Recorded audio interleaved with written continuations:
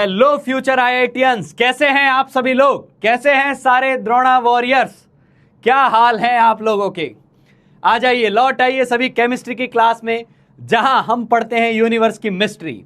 चलिए जी, hello hello hello everyone, hello, good evening, good evening, good evening Arushi, Naitik, Ayush, good evening, good evening Sneha, good evening Tanishq.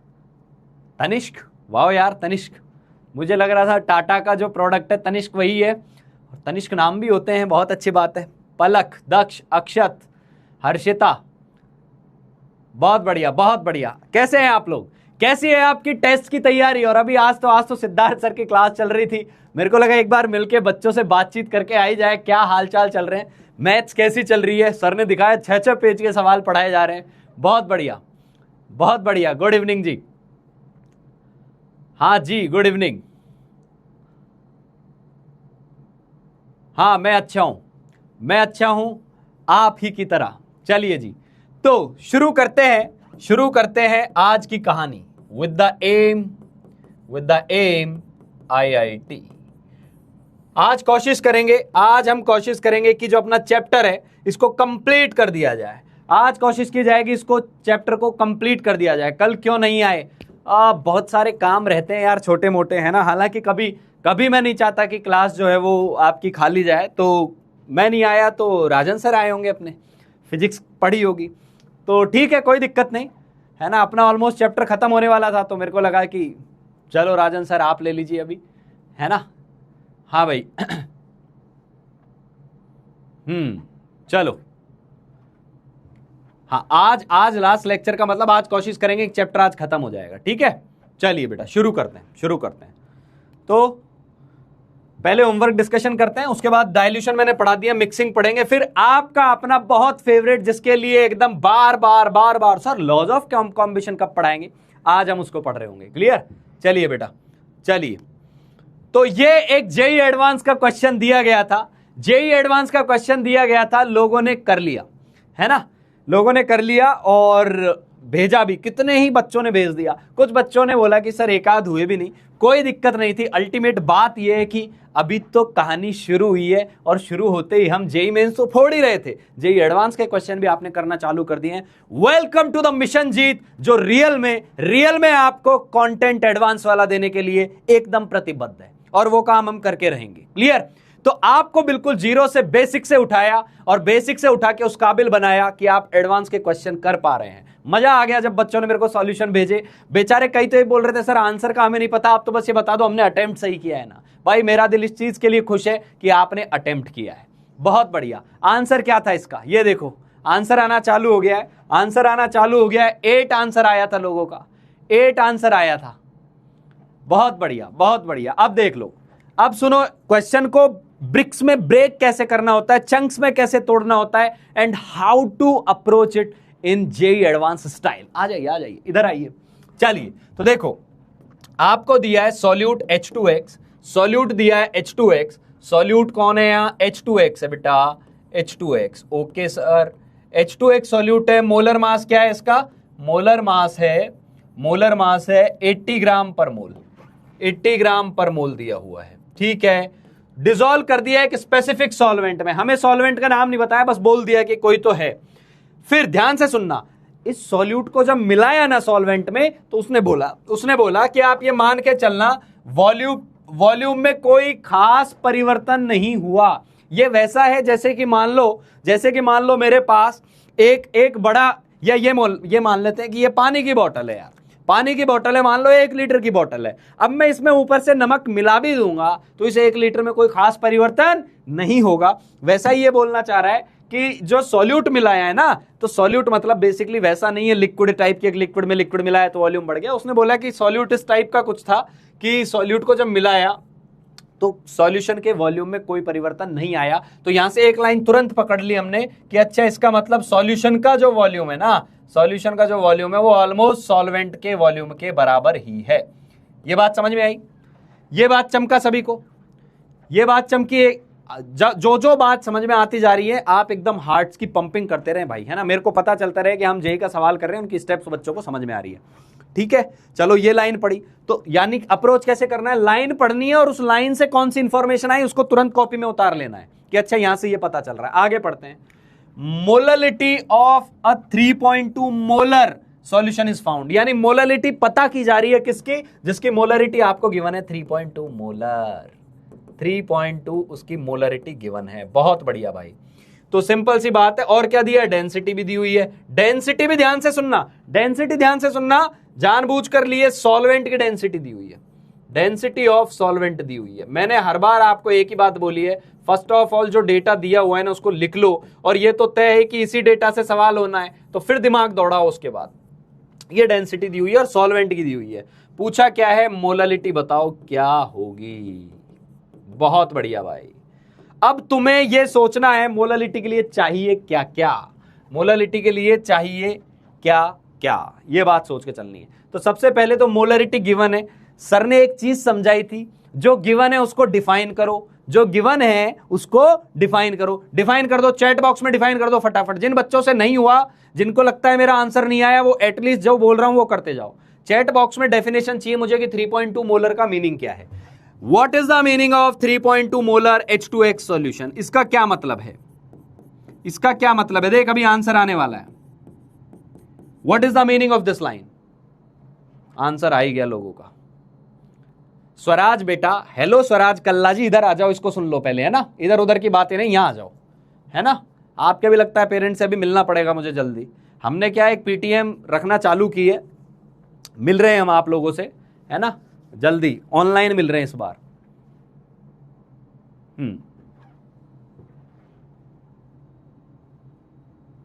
हाँ, इसका मतलब है 3.2 मोल, 3.2 मोल H2X इज प्रेजेंट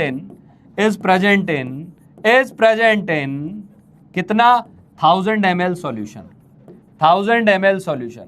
अब ध्यान से सुन, ध्यान से सुनना इस बात को।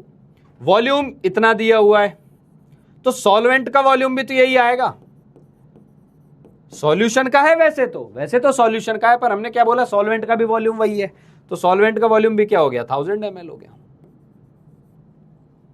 सॉल्वेंट का वॉल्यूम भी क्या हो गया, 1000 ml हो गया। ठीक है, चलो जी, तो यहां से फटाफट बताएंगे सॉल्वेंट का मास क्या आएगा, सॉल्वेंट का मास क्या आएगा, मास ऑफ सॉल्वेंट क्या आएगा।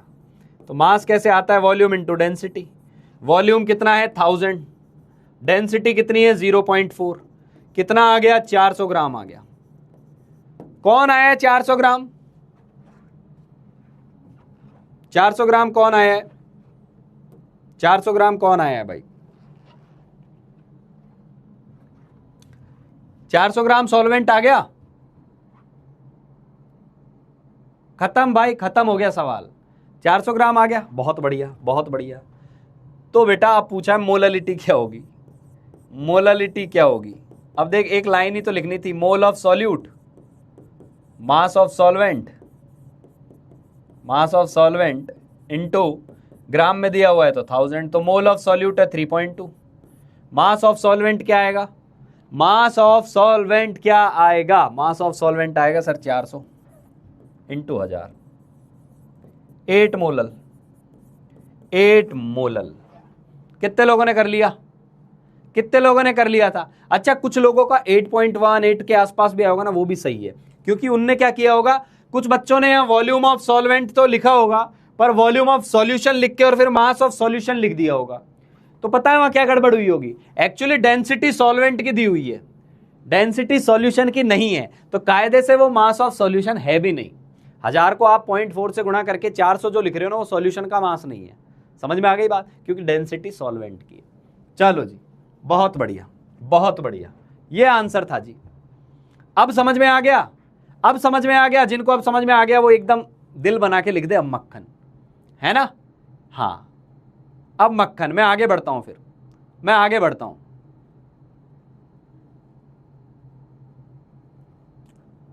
कोई बात नहीं बेटा, सिली मिस्टेक हुई, आपने अटेम्प्ट किया ना, और अटेम्प्ट किया तभी आप ये बता पा रहे हैं कि आपने सिली मिस्टेक की। हार तो वो गया जिसने अटेम्प्ट ही नहीं किया, उसको पता ही नहीं मिस्टेक किस टाइप की हो सकती है। मैं उसको तो जीता हुआ मानता हूं, उसकी तो जीत ही हुई है यहां पर, जिसने आके कम से कम ये तो पकड़ा कि मैंने गलती क्या की थी।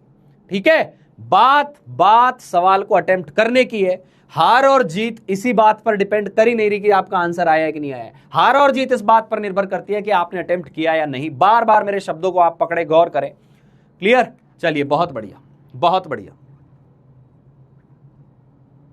चलिए जी, अगले क्वेश्चन पे आते हैं। ये कितने लोगों ने किया था? ये कितने लोगों ने कर लिया था?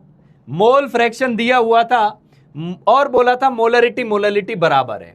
तो भाई सीधी सी बात है, मोल फ्रैक्शन दिया है ना, मोल फ्रैक्शन को डिफाइन कर दो, मोल फ्रैक्शन को डिफाइन कर दो, वहां से उसकी मोलरिटी निकालो, मोलरिटी निकालो। सवाल बोल रहा है दोनों बराबर है, बराबर कर दो। आंसर को खुद ब खुद आना पड़ेगा। कितने लोगों ने कर लिया था?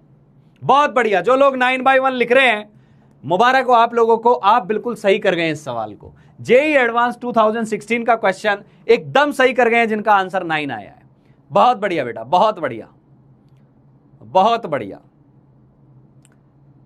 बहुत बढ़िया बेटा, शानदार। अब चल मैं बताता हूं। अब कोई बात नहीं, आप बोल रहे नहीं हुआ, अब कम से कम टीसीएस सर के साथ जब आ गए हो, टीसीएस सर के साथ आप बैठे हो, तो कम से कम अब वो जो लाइन, वो जो आप से पेन से लिखवाना चाहते हैं ना, वो ये भी चाहते हैं कि आप उसको सर से पहले लिख दो। क्लियर? तो मैं बस बोलूंगा और आपको वो बोल देना है कि सबसे पहले बता मुझे इसके बारे में क्या लिखना चाहिए। Mole fraction of solute is 0.1, इसका क्या लिखना चाहिए मेरे को? एक्स सॉल्यूट 0.1 है, इसका क्या मतलब है?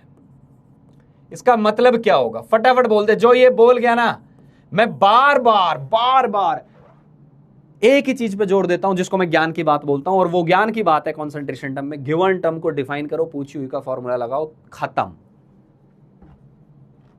क्या लिखूं इसका मतलब? कोई बात नहीं हुआ तो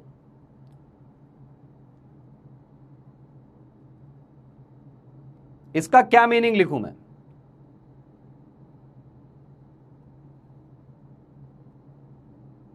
एकदम सही है, एकदम सही है, एकदम सही है।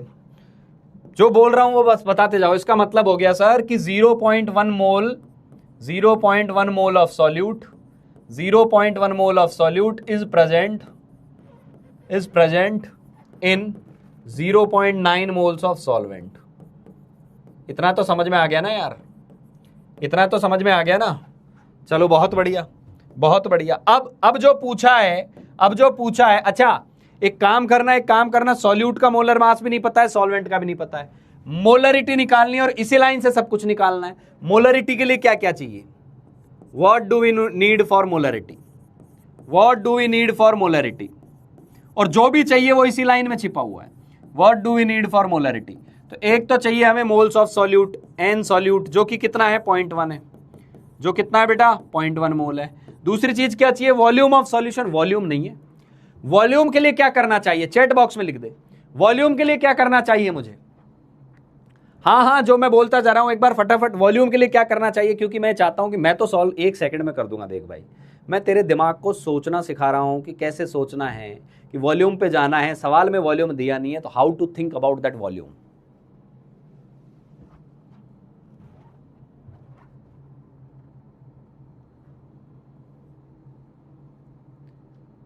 कैसे कैसे कैसे? डेंसिटी का यूज करेंगे, डेंसिटी का यूज करेंगे। बहुत बढ़िया, बहुत बढ़िया। अब मास कहां से लाऊं मैं? मास कहां से लाऊं? पर मास कहां से लाऊं सर? मास मोल दिया है ना, मास निकाल लो। तो पहले मास लिखेंगे। मास ऑफ सॉल्वेंट क्या आया बेटा? मास ऑफ सॉल्वेंट क्या आएगा? वो यहां से आ जाएगा, mole into 0.9 into molar mass of solvent. ये लिखूंगा, ये मोलर मास को एम से लिखा है उसने, मोलर मास ऑफ सॉल्वेंट। ये आ गया मास। ठीक है, मास ऑफ सॉल्यूट क्या आएगा? मास ऑफ सॉल्यूट आएगा, मास ऑफ सॉल्यूट आएगा sir 0.1 into mass of solute. तो एक बात बताओ, मास ऑफ सॉल्यूशन क्या बनेगा? अब मास ऑफ सॉल्यूशन क्या बनेगा सर? मास ऑफ सॉल्यूशन आ गया, मास ऑफ सॉल्यूशन आ गया इन दोनों का सम। इन दोनों का सम बोले तो 0.1 into M solute, 0.1 into M solute plus 0.9 into M solvent. क्या ये बात समझ में आ रही सभी को? क्या ये बात समझ में आई कि मैंने मास कैसे निकाला? क्या मास सभी को समझ में आया? जिसको जो जो स्टेप समझ में आती जाए वो बोलता जाए मास डन, है ना। इस तरीके से आगे बढ़ते जाएं तो मैं समझूंगा हाँ ठीक है। सॉल्यूशन का मास क्या है, सॉल्यूट सॉल्वेंट को जोड़ दो। मास पे क्यों गए, मास पे क्यों गए, क्योंकि मास पे क्यों गए, क्योंकि वॉल्यूम पे जाना था। और वॉल्यूम ऑफ सॉल्यूशन कैसे आएगा बेटा, वॉल्यूम ऑफ सॉल्यूशन के लिए मुझे करना होगा mass by density, mass by density. तो मास कितना आ गया 0.1 into M solute, 0.1 into M solute. और डेंसिटी ध्यान से देना, सॉल्यूशन की दी हुई है 2 ग्राम पर एम एल।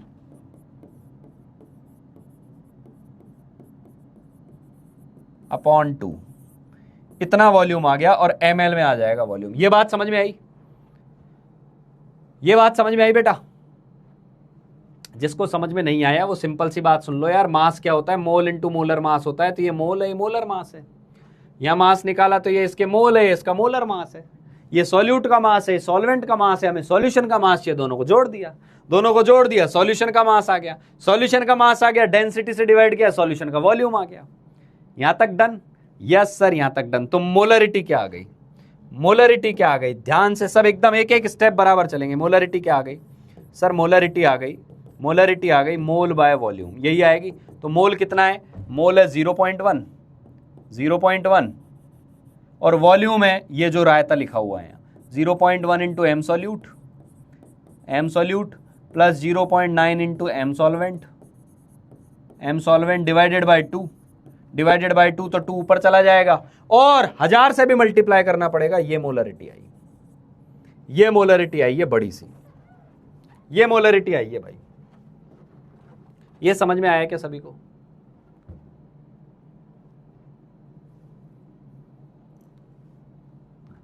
डेंसिटी 2 थी, ये समझ में आ गया? सर वॉल्यूम को 1 लीटर मानकर भी कर सकते हैं। 1 लीटर क्यों मानेंगे बेटा, 1 लीटर क्यों मानेंगे? वैसे कर तो सकते हो, कर तो सकते हो, गलत नहीं आएगा, आंसर सही आएगा, वैसे भी कर सकते हो। ठीक है, तो मैं एकदम उस मेथड से चल रहा हूं जिस मेथड से सवाल ने लैंग्वेज दी हुई है। भैया 0.1 मोल ऑफ सॉल्यूट, आधे लोग बोल रहे हैं सर ये कैसे आया। सलाम है आपको कि आपने पिछला लेक्चर अटेंड नहीं किया। आपको बताया है कि हर कॉन्सेंट्रेशन टर्म की डेफिनेशन होती है बेटा। तो मोल फ्रैक्शन वाला पार्ट खोल और उसमें डेफिनेशन जाके पढ़ कि सर ने मोल फ्रैक्शन की डेफिनेशन क्या लिखाई थी।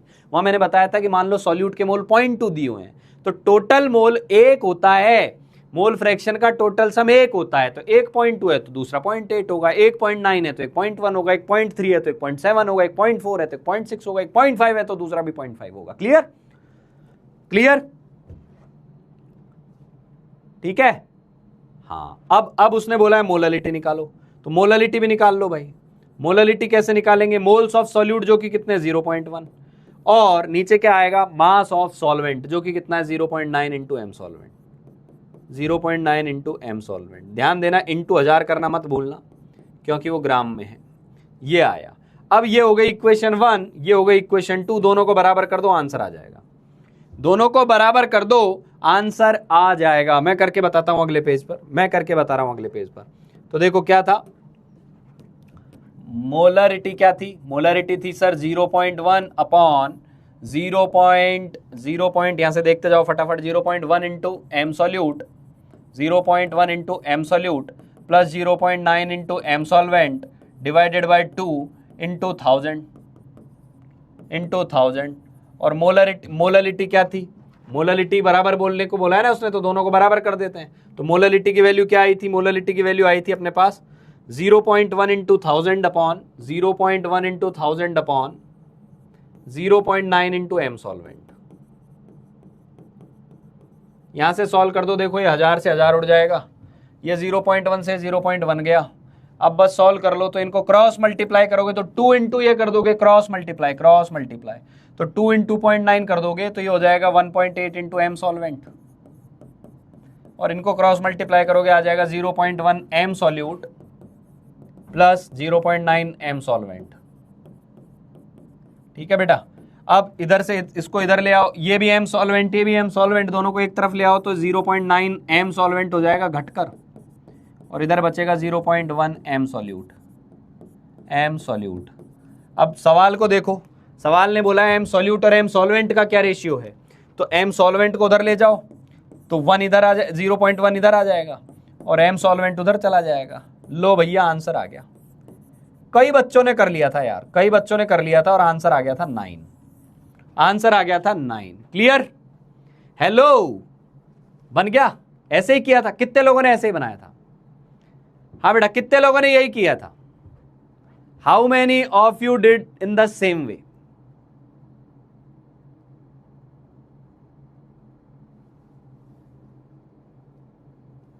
बताओ बताओ बताओ बताओ।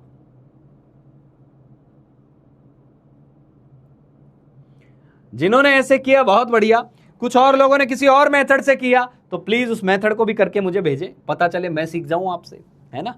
क्या होता है, कई बार ना जब हम रैंकर्स बैच को पढ़ा रहे होते हैं, जो अच्छे बैचेज होते हैं जिनके अंदर 25, 30, 40 बच्चा होता है, जो 100 कोल्ड फनल से छटके आते हैं पूरे, तो कई बार ना उनको हम अपने मेथड बता रहे होते हैं, और कई तो भाई साहब इतने ब्रिलियंट बच्चे होते हैं, इतनी प्रैक्टिस कर लेते हैं ना कि वो भी आके बोल जाते थे कि सर ये सवाल ना अपन ऐसे भी कर सकते थे। मैंने कहा वाह यार, लवली, ब्यूटीफुल। तो आप में से भी हो सकते हैं ऐसे दिग्गज होंगे बहुत, तो आपने यदि कोई और मेथड ट्राई किया है please share it with me, okay.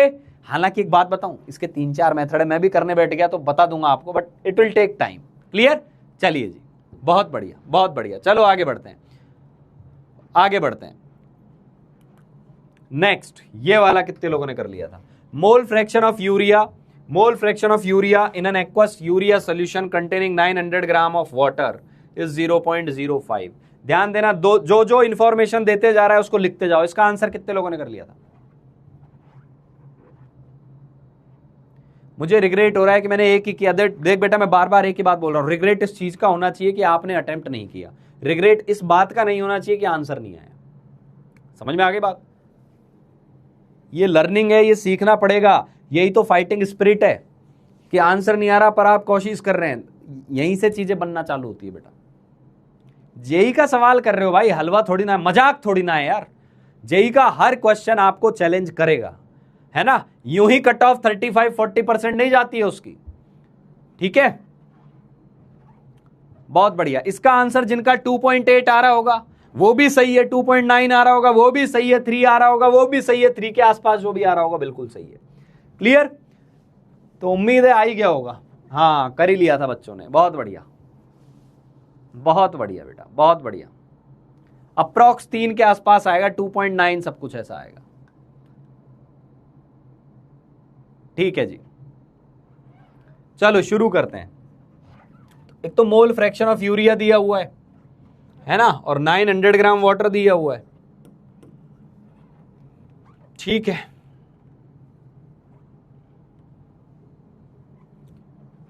कर लिया सभी लोगों ने? 900 ग्राम पानी दिया हुआ है। ये तो आसान सवाल है यार, ये आसान सवाल है।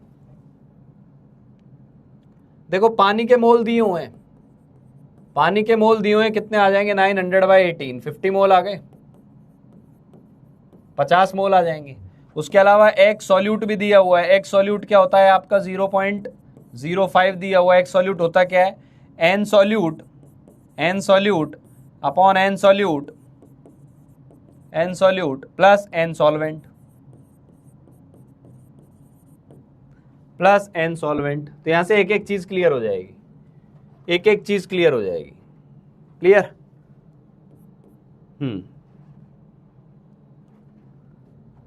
तो ये आ गया 0.05। तो यहाँ वैल्यूज रख देना भाई, यहाँ वैल्यूज रख देना। ये 0.05 था। सॉल्यूट के मोल हमें पता नहीं है, सॉल्वेंट के मोल हमें पता है 50 है, सॉल्वेंट के मोल हमें पता है 50 है, तो ये 0.05 हो गया। क्रॉस मल्टीप्लाई कर लो, क्रॉस मल्टीप्लाई करेंगे तो एक तरफ आ गया n, एक तरफ आ गया 0.05n प्लस 50 इंटू 0.05 कर दोगे तो 250, ये आ गया 0.25। ऐसा कुछ ही आएगा, 50 का आधा हो जाएगा 25, नहीं 2.5 सॉरी, ये आएगा 2.5। ठीक है भाई, 2.5। तो ये आ गया आपके पास 0.95 n अपॉन 2.5। तो सॉल्यूट के मोल आ गए, यूरिया के मोल आ गए, कितने आ गए? 2.5 अपॉन 0.95। खत्म हो गया यार अब तो यूरिया का मास आ जाएगा। अब कर लोगे आगे, अब कर लोगे आगे, आंसर बता रहा हूं, अब यहां से तरीका बता रहा हूं पूरा। यूरिया के मोल आ गए, यूरिया के मोल आ गए ना, यूरिया का मास निकाल लो, यहां से मास ऑफ यूरिया निकाल लेना।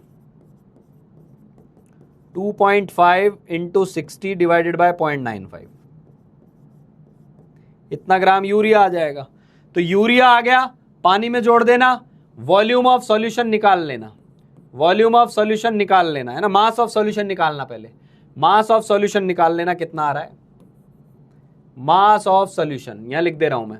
मास ऑफ सॉल्यूशन कैसे निकालोगे, मास ऑफ सॉल्यूट यानी urea plus mass of solvent यानी 900 ग्राम।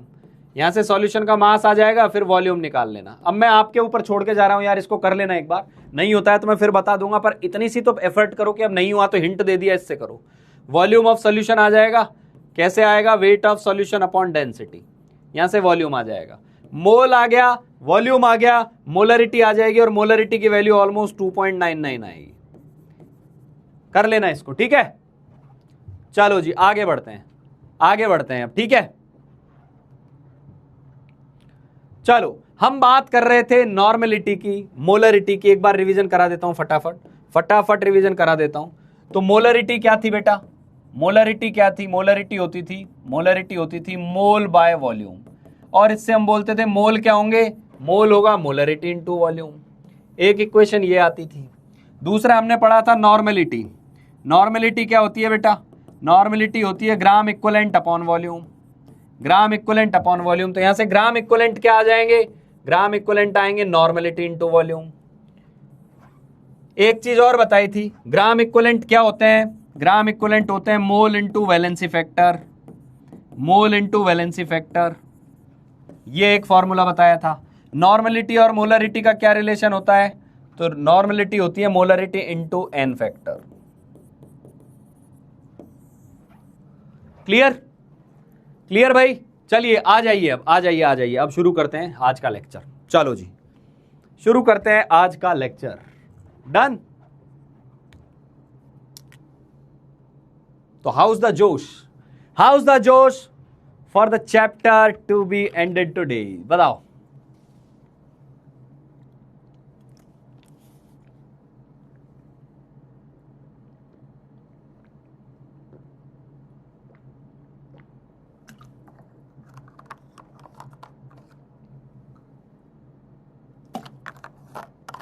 आई ना, चलो आ जाओ,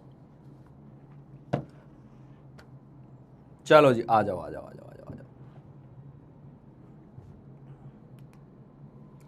चलो calculate total mass of S3PO4 present in 200 ml of 0.69 aqueous S3PO4।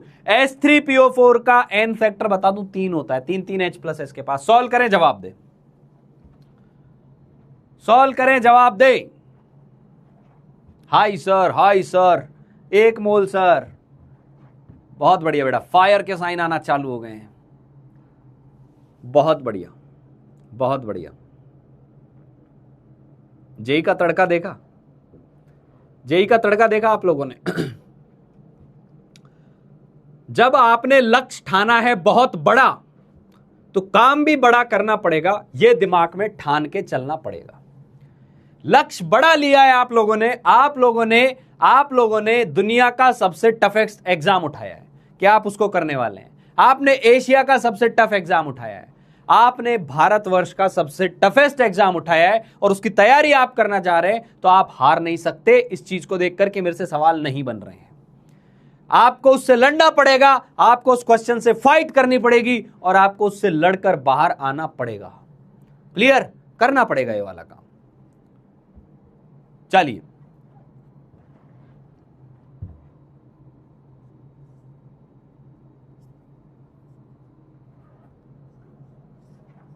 Answer आ गया बच्चों का, ए बता रहे हैं। चलो देखते हैं भाई। देखो जी, सबसे पहले मेरे को जो दिया है मैं वो लिख लेता हूं। मेरे को दिया हुआ है वॉल्यूम 200 ml,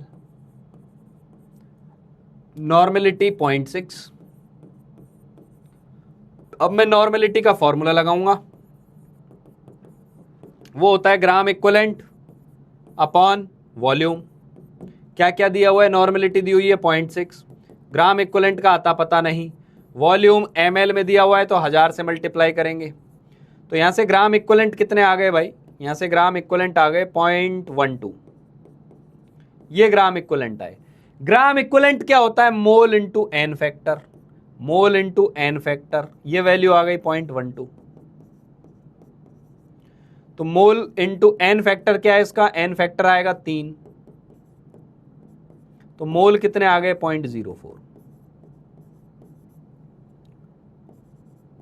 0.04 मोल।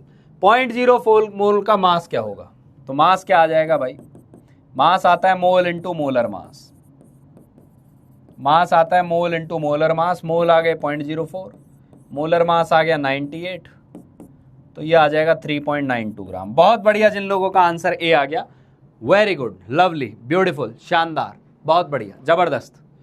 ठीक है भाई, एकदम सही है, ग्राम इक्विवेलेंट 0.12 आ गए, एकदम सही है भाई, एकदम सही है। चलो आगे बढ़ते हैं।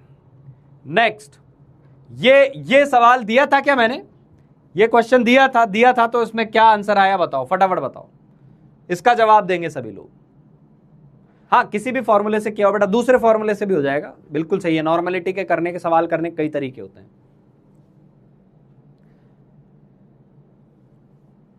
इसका आंसर क्या आया था, इसमें कई बच्चों ने ना 3/2 दिया है, वो भूल रहे हैं कि मैंने रेशियो किसका पूछा है। मैंने रेशियो पूछा है इनिशियल वॉल्यूम का और पानी कितना ऐड किया है उसका, और बच्चों ने क्या किया, इनिशियल वॉल्यूम और फाइनल वॉल्यूम का रेशियो बता दिया। ये बताया, ये पूछा ही नहीं है मैंने आपसे, ये पूछा ही नहीं है। जिन्होंने ये बताया वो सही बताया, वो 3/2 आ रहा है, वो सही है, लेकिन मैंने ये पूछा ही नहीं है भाई। एकदम सही है, एकदम सही है। जिनका बी फॉर बॉम्बे आ गया एकदम सही है। सी वाले समझ गए होंगे कि वो क्या गलती कर रहे हैं, सही सॉल्व किया है उन्होंने पर छोटी सी गलती कर दी। चलो देखो कैसे, अब डाइल्यूशन वाला कॉन्सेप्ट आपको पढ़ा दिया है मैंने। अब इसमें क्या दिया हुआ है, एक डब्बे में 1.5 मोलर वॉल्यूम दिया हुआ है, वॉल्यूम V1 है। इसमें मान लो मैंने पानी का वॉल्यूम ऐड किया VH2O, पानी का वॉल्यूम कितना ऐड किया VH2O, तो बेटा इसकी मोलरिटी कुछ और हो गई होगी। अब कितनी हो गई, कितनी हो गई वो भी सवाल ने दिया हुआ है, 1 मोलर हो गई, ये 1 मोलर हो गई। लेकिन V2 जो है वो क्या हो गया, V1 प्लस VH2 हो गया। आपसे रेशियो V1 V2 का नहीं पूछा है, V1 और VH2 का पूछा है। अब मैंने क्या बोला, जब भी डाइल्यूशन का गेम हो, जब भी डाइल्यूशन का गेम हो तो तुझे क्या करना होता है, तुझे करना होता है मोल्स ऑफ सॉल्यूट यहां से भी निकाल, मोल्स ऑफ सॉल्यूट यहां से भी निकाल और दोनों को बराबर कर दे। क्यों, क्योंकि डाइल्यूशन में सॉल्वेंट ऐड करते हैं, पानी घोलते हैं, चीनी नहीं। आ जाओ तो एन सॉल्यूट पे आए, एन सॉल्यूट कैसे निकालते हैं, अभी तो पढ़ा M1V1, तो M1V1 is equal to M2V2 कर दो। डाइल्यूशन का यही फॉर्मूला होता है। ठीक है, तो M1 कितना था 1.5, V1 कितना था V1 था, M2 कितना था 1, V2 कितना था, V2 तो V2 ही था पर उसको लिखेंगे V1 प्लस VH2, इतना था। समझ में आई बात, तो ये कितना हो गया 1.5 V1 is equal to V1 plus VH2O। V1 वालों को एक तरफ ले जाओ तो ये क्या बन जाएगा 0.5 V1 is equal to VH2O। अब वॉल्यूम को एक तरफ ले आओ तो V1 अपॉन VH2O, तो इधर क्या बचा रह जाएगा बेटा 1 अपॉन 0.5, 1 अपॉन 0.5 का मतलब क्या हो गया 2 अपॉन 1, ये आंसर था। B for Bombay, B for Bombay. समझ में आ गई बात। ये AIR1 वाले जो भाई साहब है ना, इनको ब्लॉक कर दो, उड़ा दो इनको, बीच में कोई भी स्पैमिंग कर रहा है उड़ा दो इनको।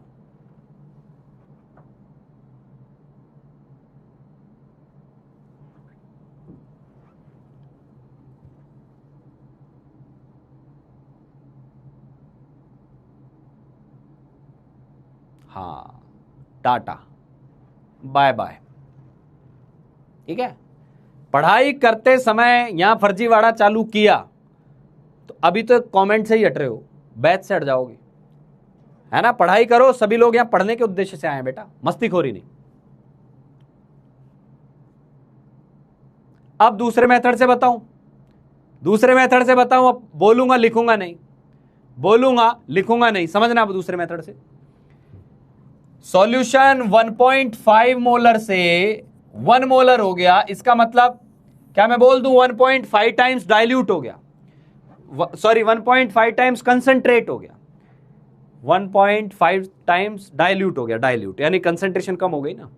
तो पहले 1.5 थी कंसंट्रेशन, अब 1 हो गई, तो कितने गुना कम हो गई 1.5 टाइम्स कम हो गई, 1.5 टाइम्स कम हो गई। तो 1.5 गुना कंसंट्रेशन कम हुई, तो कंसंट्रेशन वॉल्यूम के इनवर्सली प्रोपोर्शनल होती है, कंसंट्रेशन वॉल्यूम के इनवर्सली प्रोपोर्शनल होती है, क्योंकि मोल अपॉन वॉल्यूम आता है। वॉल्यूम 1.5 गुना बढ़ा होगा, सिंपल सी बात है। कंसंट्रेशन 1.5 गुना कम, वॉल्यूम 1.5 गुना ज्यादा। 1.5 गुना ज्यादा यानी 1.5 टाइम्स ज्यादा, 1.5 टाइम्स ज्यादा यानी पहले मान लो 100 ml था, पहले 100 ml था, 1.5 टाइम्स ज्यादा मतलब अब कितना हो गया, 150 ml हो गया। पहला वॉल्यूम 100, दूसरा 150, तो सर 100 150 का रेशियो ले ले, ना ना ना, 100 को 150 बनाने के लिए पानी कितना ऐड किया होगा, 50। तो पहले 100 था, पानी 50 डाला, 100 और 50 का रेशियो 2:1, खत्म। ये चमका, ये चमका बेटा,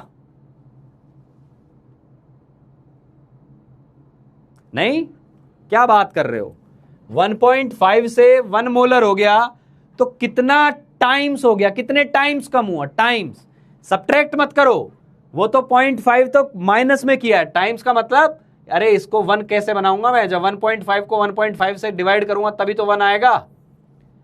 तो 1.5 से 1 हुआ, मतलब मल्टीपल में पूछ रहा हूं मैं, मल्टीपल में, समझ में आई बात। अरे पापियो, मल्टीपल बोल रहा हूं, मल्टीपल नहीं समझ रहे मेरी बात। जैसे मान लो मैं बोल देता आपको, मैं बोल देता कोई चीज 3 से 1 हो गई, कोई चीज लेट से 3 से 1 हो गई, इसका क्या मतलब है, इसका मतलब है वो 3 टाइम्स कम हो गई, 3 गुना कम हो गई, 3 गुना, लेकिन कितनी संख्या से कम हुई, तो 3 - 1 करेंगे, 2 संख्या से कम हुई, मल्टीपल में पूछ रहा हूं, समझ गए बात। हाँ, तो इसलिए फॉर्मूले से जाओ, फॉर्मूला एकदम बढ़िया आंसर देगा, क्लियर। ठीक है ठीक है ठीक है, चलो जी, 1 litre sample of n HCl solution, ये कितने लोगों ने कर लिया, ये कितने लोगों ने कर लिया और आंसर क्या है। हाँ पहला मेथड इजी है यार, ये कितने लोगों ने कर लिया और आंसर क्या है।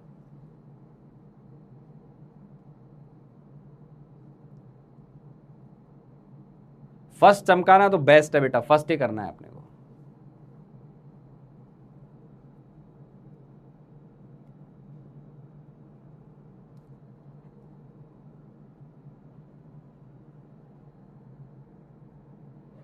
ए आ रहा था, ए,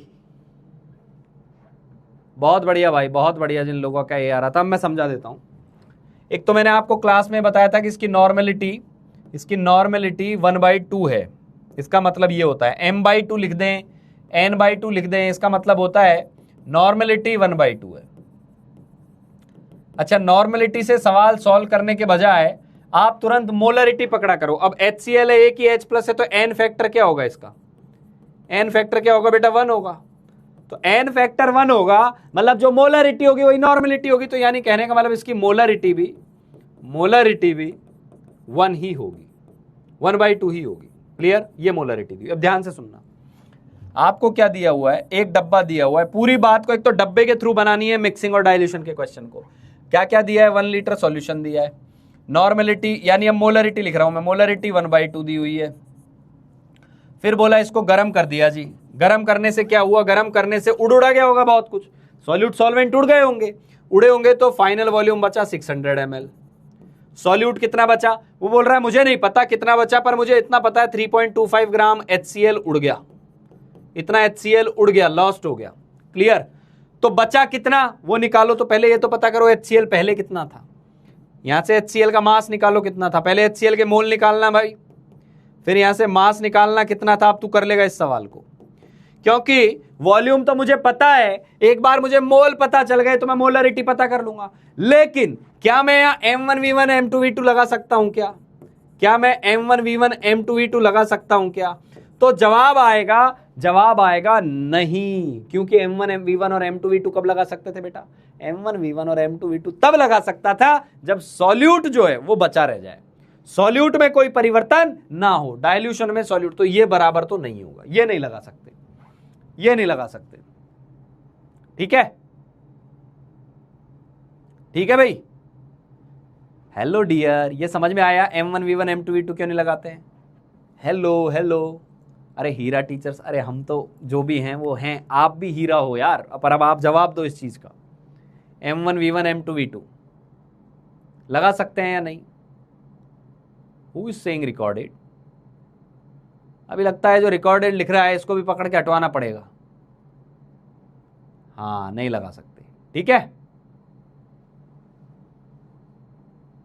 ठीक है बेटा। चलो तो अब क्या करेंगे, NaHCl निकाला किसी ने, मोल्स ऑफ HCl क्या आ रहे हैं, मोल्स ऑफ HCl निकाला किसी ने भाई, मोल्स ऑफ HCl निकाला,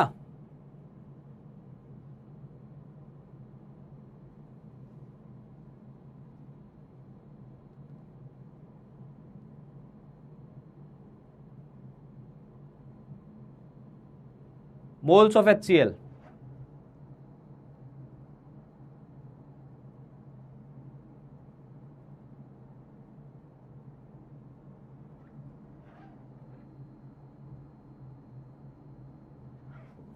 इधर आ जाओ, अब सबको समझा रहा हूं क्या हुआ है, वापस से आ जाओ इधर। इन्होंने क्या किया, एक सॉल्यूशन लिया, उस सॉल्यूशन की कुछ कंसंट्रेशन दी, उसका वॉल्यूम दिया, उसको गर्म किया। गर्म किया तो उसने बोला HCl ही तो सॉल्यूट है, वही उड़ गया, सॉल्यूट उड़ गया, पर वॉल्यूम फाइनल इतना है। तो अब बताओ इसकी मोलरिटी क्या है। तेरा फोकस इस चीज पे होना चाहिए कि मोलरिटी के लिए दो चीजें पता होनी चाहिए बेटा, मोल और वॉल्यूम, मोल और वॉल्यूम, ठीक है। तो यहां मोल कितना आया, तो वो तो तब पता चलेगा ना पहले मोल कितना था। तो पहले मोल कितना था, पहले वाले मोल के लिए मोलरिटी इंटू वॉल्यूम, तो कितना आ गया बेटा, 1/2 मोल आ गया, क्योंकि 1/2 मोलरिटी है, वॉल्यूम 1 लीटर है। तो वेट कितना आ गया। अब HCl का मोलर मास देख कितना होता है, H का 1 होता है, इसका 35.5 होता है, 36.5 हो गया। तो 1/2 इंटू 36.5, तो कितना हो गया बेटा, 18.25 ग्राम हो गया। यहां तक समझ में आई बात, यहां तक समझ में आई बात। बेटा सेक्शन ई में अटक रहे हो, मैं करवा दूंगा, वो सारी चीजें करा दूंगा, अभी इस पे फोकस कर लो, ठीक है। ये समझ में आया, बोलो जय बब्बा की, ठीक है। ये वेट समझ में आ गया, हाँ। मोल ऑफ HCl आ गए 18.25 ग्राम। इस 18.25 में से ये 3.25 उड़ गए, तो बचा कितना है HCl, बचा कितना, 18.25 माइनस 3.25, तो बचा कितना बेटा, ये बचा 15 ग्राम, 15 ग्राम। अब तू मोलरिटी बता देगा, 15 ग्राम HCl है और वॉल्यूम इतना है, मोलरिटी बताओ, करके बता, फटाफट बता, कॉपी में लिख मोलरिटी क्या आएगी। वेट ऑफ HCl इतना है, वॉल्यूम ये है, मोलरिटी बताओ, बताओ बताओ बताओ बताओ।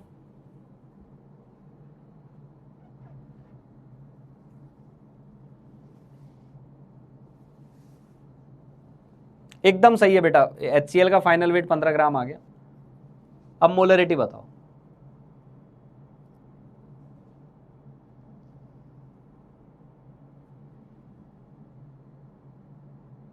शाबाश, बहुत बढ़िया जी, शानदार। तो मोलरिटी कैसे आ जाएगी सर, मोल निकालेंगे, तो पहले मोल भी निकाल लो। मोल क्या आएंगे, मोल ऑफ HCl आएंगे 15/36.5, ये तो मोल आ गए। और अब मोलरिटी के लिए क्या करोगे, 15/36.5 डिवाइडेड बाय वॉल्यूम, वॉल्यूम कितना है 600, इंटू कर लेना 1000, इंटू कर लेना 1000। ये 2 जीरो से 2 जीरो उड़े, ये 2 जीरो से 2 जीरो उड़े, तो कैलकुलेशन करी तो ऊपर आया 150, नीचे आया 36.5 इंटू 6, 3 से उड़ा देते हैं, तो ये 50 बन जाएगा, ये 2 बन जाएगा, 50/73। आंसर आ गया ए, आंसर आ गया ए। क्लियर, क्लियर बेटा, समझ में आया सभी को, समझ में आया सभी को।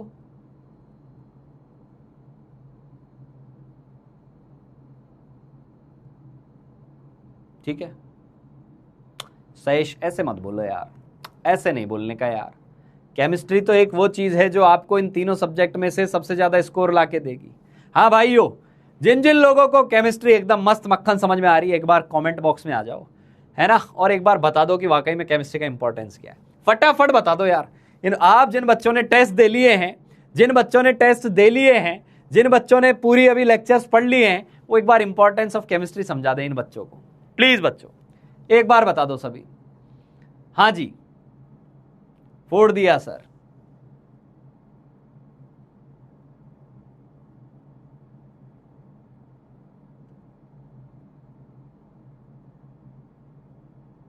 बहुत बढ़िया, बहुत बढ़िया, मक्खन ही मक्खन हो गया है सब, वहां से हट ही नहीं रहा है कुछ भी। शानदार यार, ये है केमिस्ट्री, केमिस्ट्री ये है। और एक काम करना, कहीं पर एनालिसिस करना, टॉपर्स के नंबर ढूंढ के निकालना जो पुराने हैं उनके, और उनमें ढूंढियो सबसे ज़्यादा नंबर किस में आते हैं। भाई स्कोरिंग सब्जेक्ट यही है, मैं आपको बार बार बोल रहा हूँ, ठीक है। चलो चलो जी, अब आते हैं कॉन्सेप्ट ऑफ मिक्सिंग पर, अब आते हैं कॉन्सेप्ट ऑफ मिक्सिंग पर। चलो जी, आ जाओ आ जाओ आ जाओ आ जाओ, बस सिस्टम फोड़ दिए हैं ये लोग। आ जाओ आ जाओ आ जाओ, अरे तुम सब एकदम बढ़िया वॉरियर हैं, सारे के सारे द्रोणा वॉरियर एकदम तीर वीर लेके खड़े हो गए हैं कि ये लो अभी बताओ सर कहाँ तीर मारना है, आप तो ये बताओ सर, हम तो रेडी हैं, है ना। हमें हमारे द्रोणा एक बार आदेश तो करे कि कहाँ, हम तो तीर लेके बैठे हुए हैं। बहुत बढ़िया बेटा, बहुत बढ़िया। 90% समझ आ चुकी है मेरी जान। 90% ही चैप्टर हुआ है, बस 10% का खात्मा अभी करते हैं, आपकी भी 100% मक्खन होने वाली है। ठीक है, चलो। Why to fear when TCS sir is here. Love you all यार, बहुत सारा प्यार आप लोगों को। ठीक है, चलिए। कौन बोला सर, कौन बोला? अरे भाई कोई बात नहीं, किसी ने बोला तो यार, सब्जेक्ट है, कोई दिक्कत नहीं है। ठीक है, चलिए। प्रैक्टिस बहुत करनी पड़ेगी, और जैसे ही डीपीपीज खत्म होती हैं, हम अगले चैप्टर पे आ रहे होंगे कल, और जब अगले चैप्टर पे जब आ रहे होंगे ना बेटा, तो वहां क्या होगा ना, उस चैप्टर की डीपीपी तो चलेगी, मैं साथ के साथ मोल कॉन्सेप्ट की रिवीजन डीपीपीज भी देना चालू करूंगा। मैं चाहता हूं कि आप रिवाइज करें बार बार, रिवीजन का एक फंडा बना लें अपना। और फंडा में एक सिंपल सा तरीका बताऊं, आज भी एक मेरी ऑनलाइन पीटीएम थी, मैंने वहां एक पेरेंट ने मेरे से पूछा कि सर रिवीजन स्ट्रेटेजी क्या होनी चाहिए। मैं आपको एकदम सटीक बता रहा हूं, सबसे पहला रिवीजन होता है जिस दिन क्लास हो गई उसी के तुरंत बाद उस चीज को एक बार उतार लिया एकदम अच्छे से। उसको भी उतारने का तरीका बताता हूं। आपके सामने नोट्स रखे हैं, आपने एक बार टॉपिक का नाम पढ़ा बस कि अच्छा डाइल्यूशन की बात चल रही है, आंखें बंद की, and you thought about concept of dilution, कि यार डाइल्यूशन में क्या होता था। लेक्चर के जस्ट बाद की बात कर रहा हूं। आपने आंखें बंद करके सोचा कि यार डाइल्यूशन में सॉल्वेंट ऐड करते थे, पानी मिलाते थे, पानी मिलाने से क्या होता था ना, सॉल्यूट के अमाउंट में कोई परिवर्तन नहीं होता था। तो अच्छा, इसमें इनिशियल और फाइनल कंडीशन में या तो मोल बराबर कर दो, यानी M1V1 M2V2 कर दो, या ग्राम इक्विवेलेंट बराबर कर दो, N1V1 N2V2 कर दो। कुल मिलाकर दोनों किसी भी मेथड से दोनों के मोल निकाल लो, बराबर कर दो। ये आपने डाइल्यूशन पढ़ लिया, ये आपका पहला रिवीजन है जो जस्ट क्लास के बाद होगा। फिर आपने नोट्स देखे, वाह यार यही चीज लिखी हुई है, मेरी गारंटी है वो दिमाग से कभी नहीं निकलने वाली वो चीज तेरे। ठीक है, उसके बाद एक वीक जब खत्म होने वाला है, यानी आप संडे के आसपास आ रहे हैं, तो एक मेक श्योर करें कि इस वीक के अंदर जो भी चीजें मुझे पढ़ाई गई हैं उनके लिए मैं रिवीजन का स्लॉट कहीं ना कहीं बुक रखूं। आपके दिन के टाइम टेबल के अंदर रिवीजन का 1 घंटा जरूर होना चाहिए। उस 1 घंटे में चाहे आप 1 घंटा कौन से रिवीजन के लिए, बैक पोर्शन वाले रिवीजन के लिए। आज वाला तो करना ही है, पूरे टाइम टेबल में 1 घंटा रिवीजन स्लॉट। उस रिवीजन स्लॉट को टाइमिंग दे दे कि मंडे को ये वाला चैप्टर, ट्यूसडे को ये वाला चैप्टर, वेंसडे को ये वाला चैप्टर, यानी वीक में फिर एक बार और रिवाइज करना है, यानी सेम डे फिर वीक में। फिर आपका एक्चुअली टेस्ट आएगा 15 दिन में, वो हम व्यवस्था करके रखें। उस 15 दिन में जो टेस्ट आएगा उस टेस्ट से पहले एक बार और रिवीजन करना है। ये बेटा तेरे 3 टेस्ट, 3 रिवीजन हो गए जब वो चैप्टर चल रहा था उस दौरान। अब जब हम अगले चैप्टर पे लैंड कर चुके होंगे, फिर अगला जो पेपर आएगा, एक पेपर आता है फुल सिलेबस, उसमें वापस से पुराना चैप्टर आएगा, फिर तुझे रिवाइज करना है। यानी तेरा चैप्टर इतनी बार रिवाइज होगा ना। और रिवीजन का भी तरीका बता रहा हूं, हर बार केवल नोट्स नहीं पढ़ने। सेकंड टाइम रिवीजन किया, नोट्स पढ़े, थर्ड टाइम रिवीजन किया, नोट्स जल्दी शॉर्ट नोट्स पढ़े, और उसके साथ फिर क्वेश्चन लगाए। क्वेश्चन कौन से लगाए, वो जो आपने पहले लगाए थे ना स्टार मार्क, वो और कुछ पुरानी DPPs. That is how you have to revise. Clear? चलिए बेटा, अब आते हैं मिक्सिंग पर। अब लौट के आ जाओ मिक्सिंग कैसे करते हैं। चलो सुनना, मेरी बात सुनना, आज इसके बहुत सारे सवाल देके जाऊंगा आपको।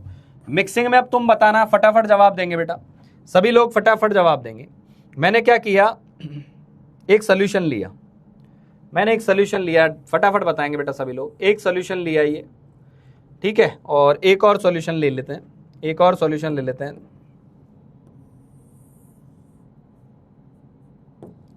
दो सॉल्यूशन लिए बेटा मैंने, ठीक है, 2 सॉल्यूशन ले लिए, 2 सॉल्यूशन लिए। इसमें पानी भी है, सॉल्वेंट भी है, और सॉल्यूट भी है ना। मान लिया इसमें भी HCl एक्वस है। HCl एक्वस मतलब HCl सॉल्यूट है और पानी घुला हुआ है, और इसके अंदर भी हमने सेम सॉल्यूशन लिया। अब आप बताएंगे सारी चीजें, आप खुद लिख रहे होंगे। इसके अंदर मैंने सेम HCl घोल दिया, पानी में HCl घोल दिया, ये भी HCl का एक और सॉल्यूशन है। लेकिन दोनों अलग अलग टाइप के सॉल्यूशन है, यानी कॉन्सेंट्रेशन अलग अलग है। तो यानी यहां जो डेटा दिया हुआ है वो क्या दिया हुआ है कि इसकी कॉन्सेंट्रेशन दी हुई है M1, इसकी मोलरिटी गिवन है M1, मोलरिटी इसकी गिवन है M1, इसका वॉल्यूम गिवन है V1। ठीक है भाई, मोलरिटी गिवन थी M1, वॉल्यूम गिवन था V1। ठीक है सर। क्या मैंने मोलरिटी और वॉल्यूम लिखा तो एक तरीके से मैंने HCl का आइडिया दे दिया आपको मैंने मोल दे दिए HCl के इनडायरेक्ट वे में। हाँ सर दे दिए। अब भाई मैंने बोला कि यार ये दोनों डब्बे आपस में मिला दो, ये डब्बा उठा के इसमें उड़ेल दो, या इसको उठा के इसमें डाल दो, दोनों को मिक्स कर दो। अब बताओ क्या क्या जुड़ेगा। जब पानी मिला रहे थे तो केवल सॉल्वेंट का एडिशन हो रहा था, अब तू बता दे इसमें कौन कौन सी चीजें जो मिल गई, यानी सॉल्यूट के मोल सेम रहेंगे, घट जाएंगे, बढ़ जाएंगे, कुछ होगा या नहीं होगा, ये तू बता दे। तो ये जो फाइनल रिजल्ट बनेगा, जो थोड़ा बड़ा डब्बा बना लेता हूं मैं, ये जो फाइनल रिजल्ट बनेगा अपना, है ना, इस फाइनल डब्बे के अंदर क्या HCl पहले डब्बे जितना होगा या दूसरे डब्बे जितना होगा या क्या होगा, जो भी होगा आप बता दो मुझे। इसकी मोलरिटी आपको दी हुई है M2, इसकी मोलरिटी दी हुई है M2 और वॉल्यूम दिया है V2, वॉल्यूम दिया है V2। बताओ क्या क्या बढ़ जाएगा, क्या क्या बढ़ जाएगा? सॉल्वेंट बढ़ेगा, सॉल्यूट बढ़ेगा, सब बढ़ेगा, सब बढ़ जाएगा, सब बढ़ जाएगा। तो अब ध्यान से सुन, ध्यान से सुनना मेरी बात को। तो बेटा अब तुझे क्या सोचना है, तुझे ये सोचना है कि यहां सॉल्यूट कौन था? सर यहां HCl सॉल्यूट था। अच्छा उसके मोल क्या आ गए? सर M1V1 आ गए। ये कैसे आया? ये तो सर आप 2-3 बार बोल चुके हैं कि मोल हमेशा मोलरिटी इंटू वॉल्यूम होता है। यहां HCl के मोल कितने आए? सर यहां M2V2 आए। तो बेटा जब दोनों को मिक्स कर देगा, बेटा जब दोनों को मिक्स कर देगी तू, तो दोनों को मिक्स करेगी तो HCl इसका इसका दोनों ऐड ही तो होंगे। तो मेरे को एक फटाफट जवाब चाहिए, फटाफट। यहां HCl के मोल क्या है? यहां HCl के मोल क्या आएंगे? फटाफट जवाब चाहिए भाई। हाँ बढ़ तो जाएंगे, कितने आएंगे ये भी तो बताओ, कितने आएंगे, कितने आएंगे बेटा?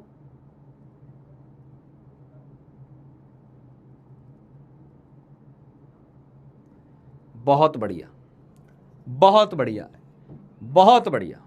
ध्यान से सुनना, इसकी मोलरिटी M1 थी, इसकी मोलरिटी M2 थी, तो क्या मैं डायरेक्टली बोल दूं इसकी मोलरिटी M1 प्लस M2 होगी? नहीं, ऐसा नहीं बोलना चाहिए, ऐसा कभी नहीं बोलना चाहिए, क्योंकि मोलरिटी को आप डायरेक्टली ऐड नहीं कर पाएंगे। आप ऐड मोल को करेंगे, मोलरिटी ऐड नहीं होती है। आप मोल को ऐड करेंगे तो पहले इसके मोल निकाले, वो आए M1V1, इसका मोल निकाला, वो आया M2V2। ध्यान से सुनना, तो यहां मोल कितने आ गए? M1V1 plus M2V2।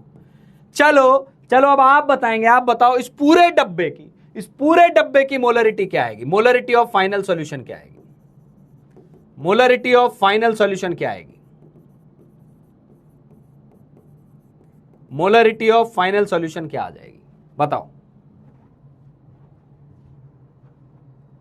मोलरिटी चाहिए। अब मोलरिटी, मोल तो निकाल दिए आपने, मोल तो निकाल ही दिए आपने। तुझे एक ही बात पे फोकस करना है। मोलरिटी के लिए 2 चीजें चाहिए, मोल, वॉल्यूम। मोल और वॉल्यूम, मोल एंड वॉल्यूम, ये 2 चीजें रिक्वायर्ड है।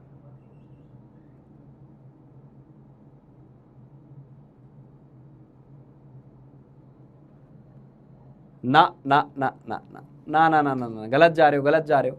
अब आपको क्या करना है? सर मोलरिटी तो फाइनली होती है, मोलरिटी होती है मोल बाय वॉल्यूम, हमें ये पता है। तो मोल तो हमने निकाल लिए, वॉल्यूम कितना है? तो वॉल्यूम कितना आ गया? और किसका वॉल्यूम? सॉल्यूशन का वॉल्यूम। वो कितना आ गया? V1 plus V2, V1 plus V2। तो मोलरिटी ऑफ फाइनल सॉल्यूशन क्या आ गई? M1V1 प्लस M2V2, ये तो हो गए mole, divided by V1 plus V2, V1 plus V2। चमक गया?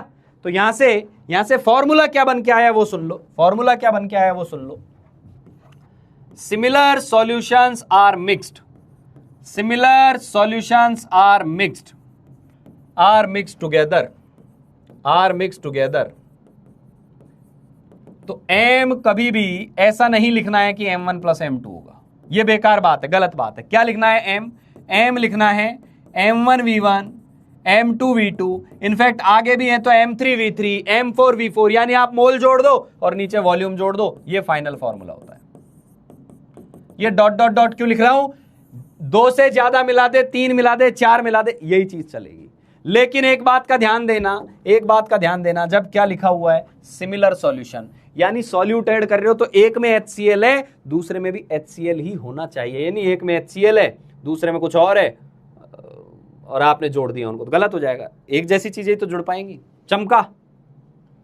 यदि चमक गया तो लिख दो मिक्सिंग डन, तो लिख दो मिक्सिंग डन। ध्यान देना बेटा, मैं बोल रहा हूं molarity M1 plus M2 directly मत कर देना।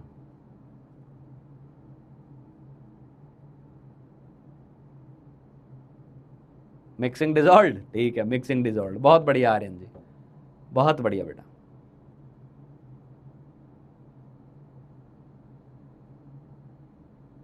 क्लियर? बहुत बढ़िया, बहुत बढ़िया।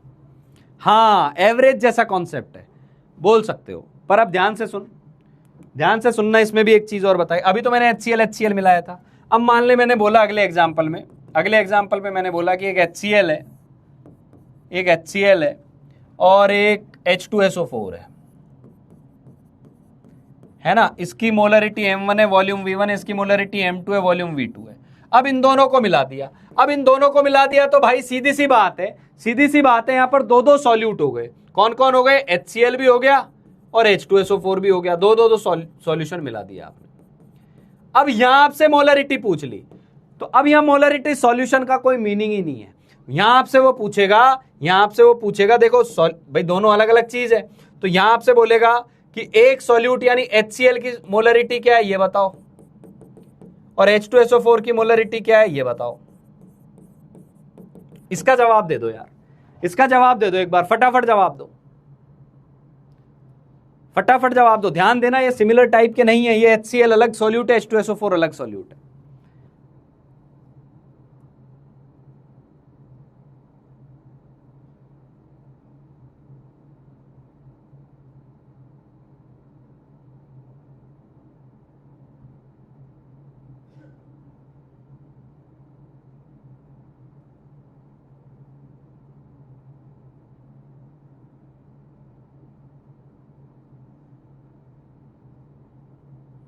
बहुत बढ़िया, बहुत बढ़िया, एकदम सही है बेटा। तो हमें क्या करना है, यहां से पहले HCl के मोल निकाल लेते हैं। वो कितने आ गए? M1V1। यहां से HCl के मोल कितने आ गए सर? यहां से HCl के मोल 0 आए हैं, 0, कोई है ही नहीं यहां पर, HCl है ही नहीं, कहां से लिख दें HCl के मोल? अच्छा ठीक है सर। तो फिर मोलरिटी ऑफ HCl में क्या लिखूंगा सर मैं? मोलरिटी ऑफ HCl में मैंने तो एक ही बात बोली है, HCl के मोल लिख और नीचे टोटल वॉल्यूम लिख। वॉल्यूम तो टोटल लिखेगा सॉल्यूशन का, तो HCl के मोल कितने आए? M1V1 आए, लेकिन टोटल वॉल्यूम क्या आ गया? V1 + V2 आ गया। यदि ये समझ में आ गया, 3 दिल छोड़ के जाना यहां पर। समझ में आ गई बात? क्योंकि ये तुझे मैंने बहुत कोर कॉन्सेप्ट समझा दिया है, फॉर्मूले पे भी डिपेंड नहीं रहना है। तुझे क्या करना है? मोल निकालने हैं, वॉल्यूम निकालना है, दोनों चीजें मिलाओ, चेक करो मोल में क्या परिवर्तन आया। कोई परिवर्तन नहीं आया तो चुपचाप जितना था उतना रख दो। वॉल्यूम में परिवर्तन आया, हाँ मिलाएंगे तो वॉल्यूम तो बदलेगा, ये आ जाएगा। समझ गए बात? बहुत बढ़िया, बहुत बढ़िया। हाँ ये आ गए, दिलों की बारिश होना चालू हो गई। तो ठीक है भाई, फिर H2SO4 का भी लिख दो। अब यहाँ H2SO4 के मोल कितने? इधर H2SO4 0 है, 0, यहाँ कोई मोल नहीं है H2SO4 के, लेकिन यहाँ तो H2SO4 है, यहाँ तो H2SO4 है, कितना है? M2V2। तो MH2SO4 क्या आ जाएगा सर? मोल्स ऑफ H2SO4 जो कि कितने हो गए? M2V2। और ध्यान से सुनना, ध्यान से सुनना, वॉल्यूम तो दोनों का काउंट होगा ही, क्योंकि दोनों को मिलाया तो वॉल्यूम में तो चेंज आया है। बहुत बढ़िया, बहुत बढ़िया। अब जिनको सब कुछ समझ में आ गया ना, वो ये वाली चीज बता दो यार, मजा आ जाएगा, कि बताओ मोलरिटी ऑफ H+ आयन कितनी आएगी। मतलब इसका जवाब देगा ना आप लोग, तो आप मिक्सिंग का कोई भी सवाल आ जाओ आप फोड़ देंगे। इन दोनों को मिलाने पर H+ की मोलरिटी क्या आएगी? H+। अब मैं आयन पे चला गया हूं, आयन पे, तो ध्यान से सुनना, H+ यहां भी है, H+ यहां भी है, सोच समझ के जवाब देना। HCl के मोल से H+ के मोल निकलेंगे, H2SO4 के मोल से H+ के मोल निकलेंगे। निकलते कैसे ये आप बताओगे और कमेंट में आंसर होगा।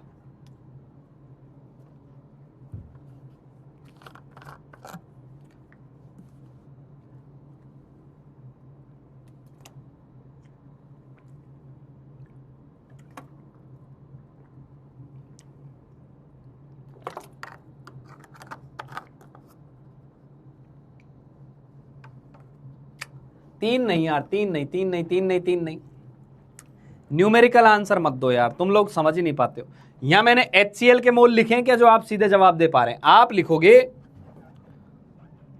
अरे पापियो, H+ के मोल कितने होंगे? जितने एसिड के मोल होंगे इनटू एटॉमिसिटी। केवल एटॉमिसिटी बता दे रहे हैं मुझे। अरे मुझे एटॉमिसिटी थोड़ी ना चाहिए, मुझे एटॉमिसिटी थोड़ी ना चाहिए भाई।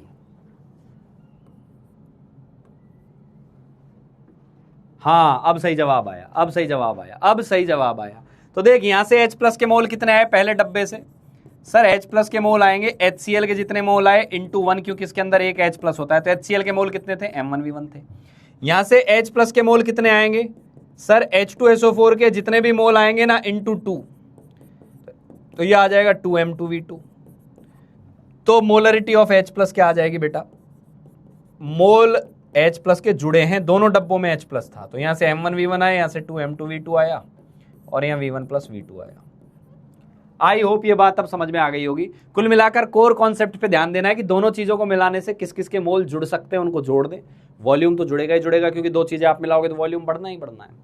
दिस इज मिक्सिंग, मिक्सिंग में सब मिक्स होता है। क्लियर? चलो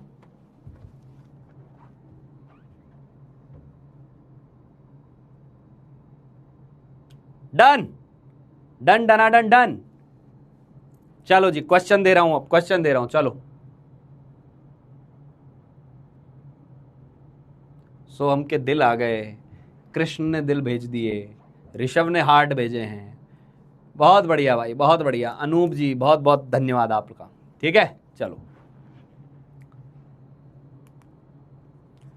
अब जवाब की घड़ी आ गई है। डब्बे बनाने हैं, डब्बे।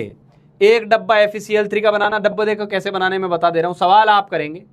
ऐसे लिख देना 200 ml है और 2 मोलर FeCl3 है, 2 मोलर FeCl3 है। फिर दूसरा डब्बा 300 ml है, 300 ml मिलाया है, क्या मिलाया है, 5 मोलर HCl मिलाया है, HCl। तीसरा डब्बा, तीसरे डब्बे में क्या मिलाया है, 500 ml है और 2 मोलर HNO3 है, ये सब मिलाया है। ठीक है, और बोल रहा है इन सबको मिलाने पर बताओ Fe+3 की मोलरिटी क्या होगी, Fe+3 की क्या होगी, Cl- की क्या होगी, H+ की क्या होगी, नाइट्रेट की क्या होगी। आपको पता है सवाल कैसे करना है, आपको पता है। पहले यहां से Fe3+ के मोल निकालो, यहां से निकालो, यहां से निकालो, दिख रहे हैं सर यहीं से मोल आएंगे, लेकिन तीनों को मिलाएंगे तो वॉल्यूम सब जगह से आएगा। आपसे पूछा क्लोरीन की बताओ, तो पहले FeCl3 के मोल निकालेंगे, जितने FeCl3 के मोल आएंगे उसके 3 गुना क्लोरीन के आएंगे। HCl के मोल निकालेंगे, इंटू 1 करेंगे, और यहां तो Cl है ही नहीं तो इसको छोड़ देंगे, डिवाइडेड बाय टोटल वॉल्यूम। जवाब दें कौन सा आंसर आ रहा है, सॉल्व कीजिए, मैं स्क्रीन से हट रहा हूं।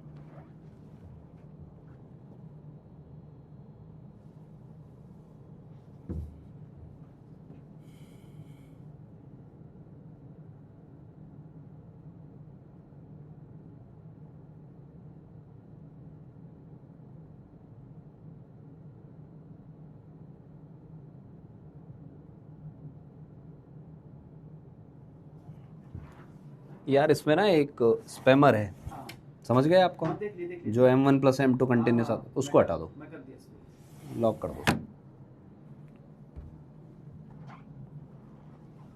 मेरे बच्चों को कोई नुकसान पहुंचाएगा, फ्री कर दो इनको।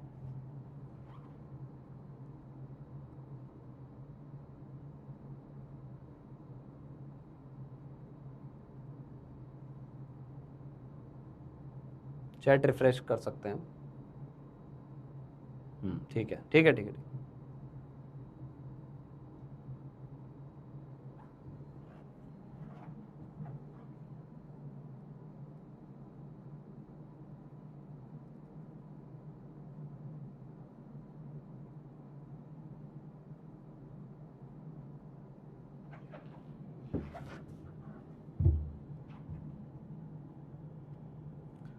आंसर आना चालू हो गए हैं, चलो जी देखते हैं देखते हैं। तो मैं क्या कर रहा हूं, पहले FeCl3 के मोल लिख दे रहा हूं यहाँ। FeCl3 के मोल कितने हैं, FeCl3 के मोल कितने हैं, मोलरिटी इनटू वॉल्यूम।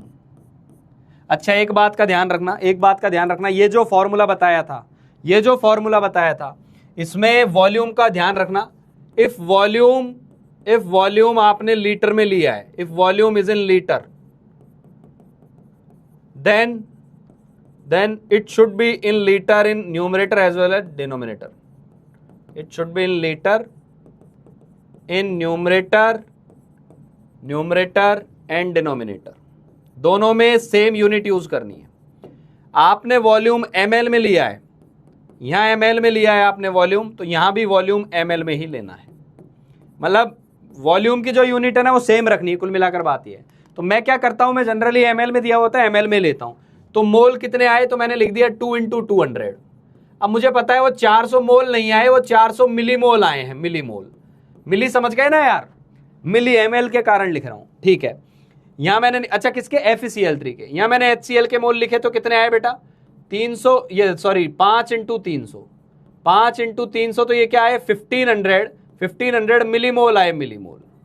मैं ml में ले रहा हूं इसलिए मिली लिख रहा हूं। और यहाँ HNO3 के मैंने मिलीमोल निकाले तो कितने आ गए बेटा, वो आ गए 2 इंटू 500, 1000 मिलीमोल आ गए।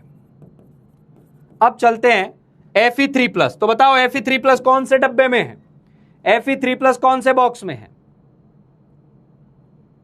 यार, ये हुआ नहीं है ये, हाँ तो वापस क्यों दिखा रहा है, उपाध्याय नाम से है, हटाओ उस पर करो, हाँ हाँ। Fe3+ को देखते हैं, तो Fe3+ के लिए क्या करोगे, मैं इधर लिख देता हूं, एक एक कॉन्सेंट्रेशन यही निकालते चलते हैं। Fe3+ के लिए क्या करोगे, तो आप बोलोगे सर Fe3+ के मोल निकालो, और फिर देखो मिक्स सभी को किया है तो वॉल्यूम टोटल लेना पड़ेगा, टोटल वॉल्यूम लेना होगा, वॉल्यूम टोटल, टोटल वॉल्यूम, ठीक है। तो Fe3+ के मोल कितने आएंगे, जितने FeCl3 के आएंगे उतने ही आएंगे, क्योंकि Fe एक ही है, Fe एक ही, ये बात समझ में आई। तो ये 400 कर दिया, यहां से 0 आए, Fe3+ है नहीं, दूसरे तीसरे में भी 0 है, और टोटल वॉल्यूम कितना हो गया 200 प्लस 300 प्लस 500।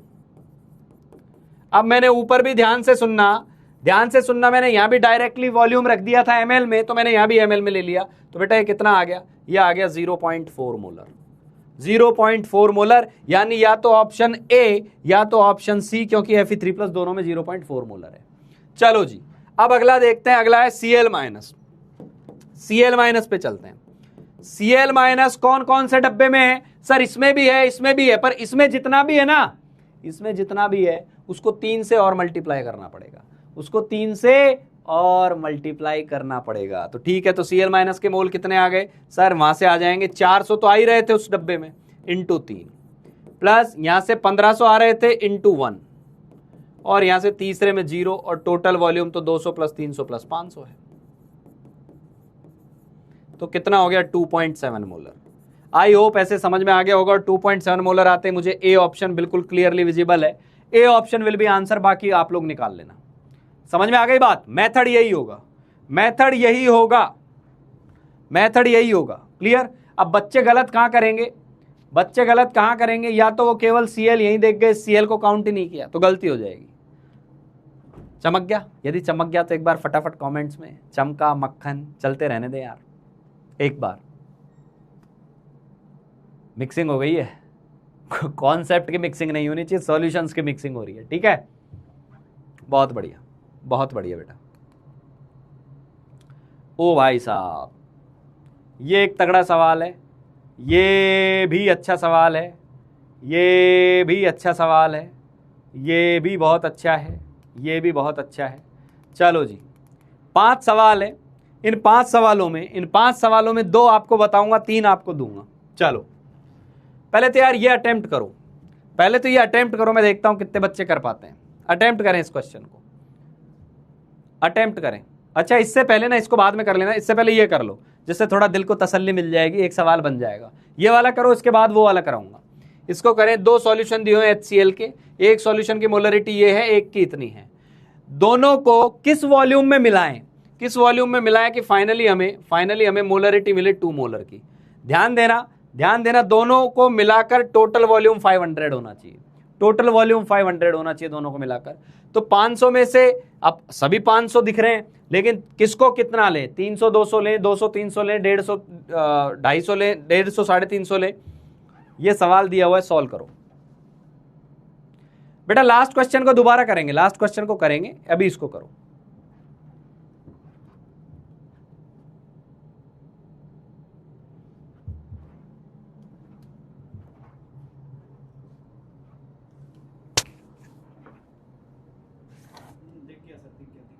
दिख गया, तो ये क्यों नहीं हो पा रहा है,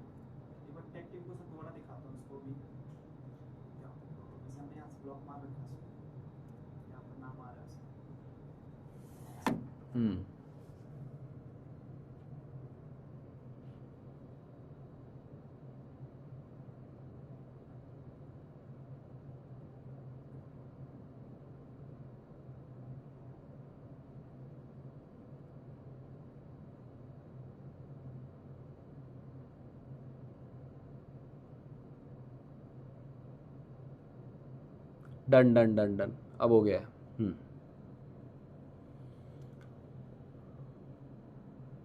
हो गई बेटा, हो गई। आप तो ये सॉल्व करो।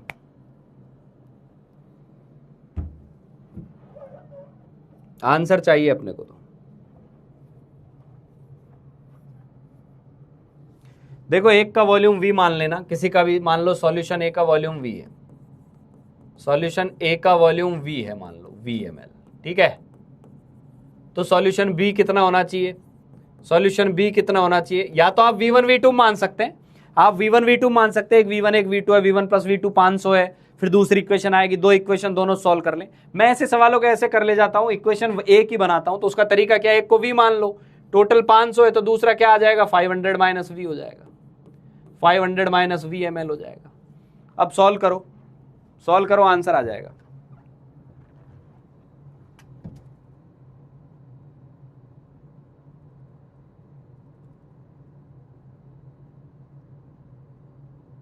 डी आ रहा है, डी फॉर दिल्ली।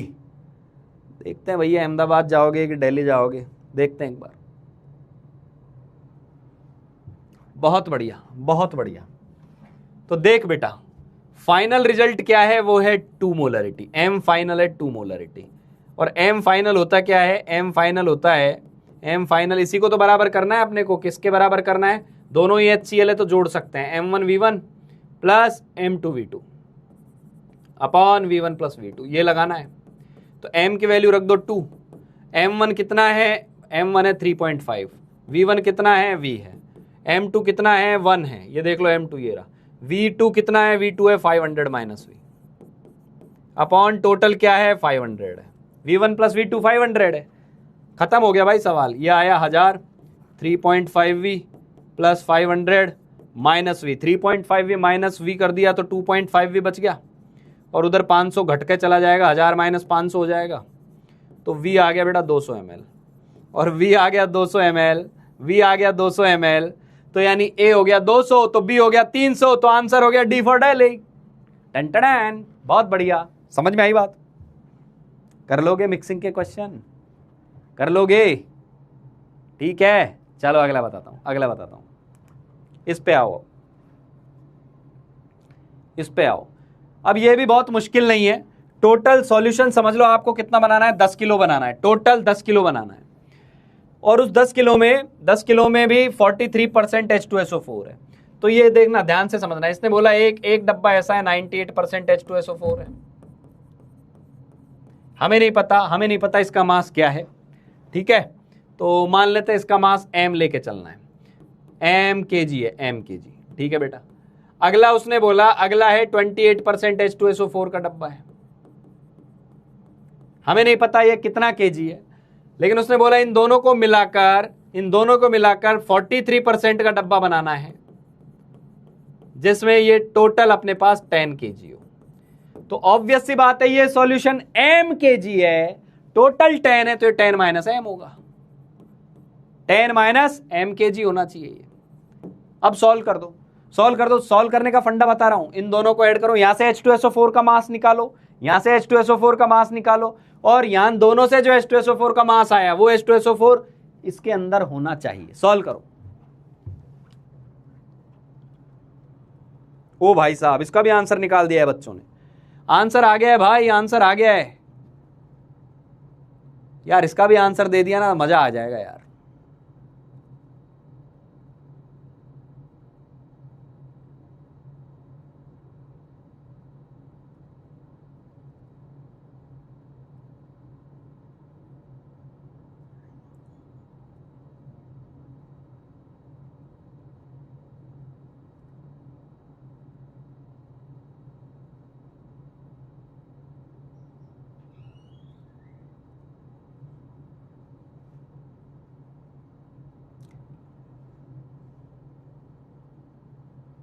चलो जी, सॉल्व करते हैं जी।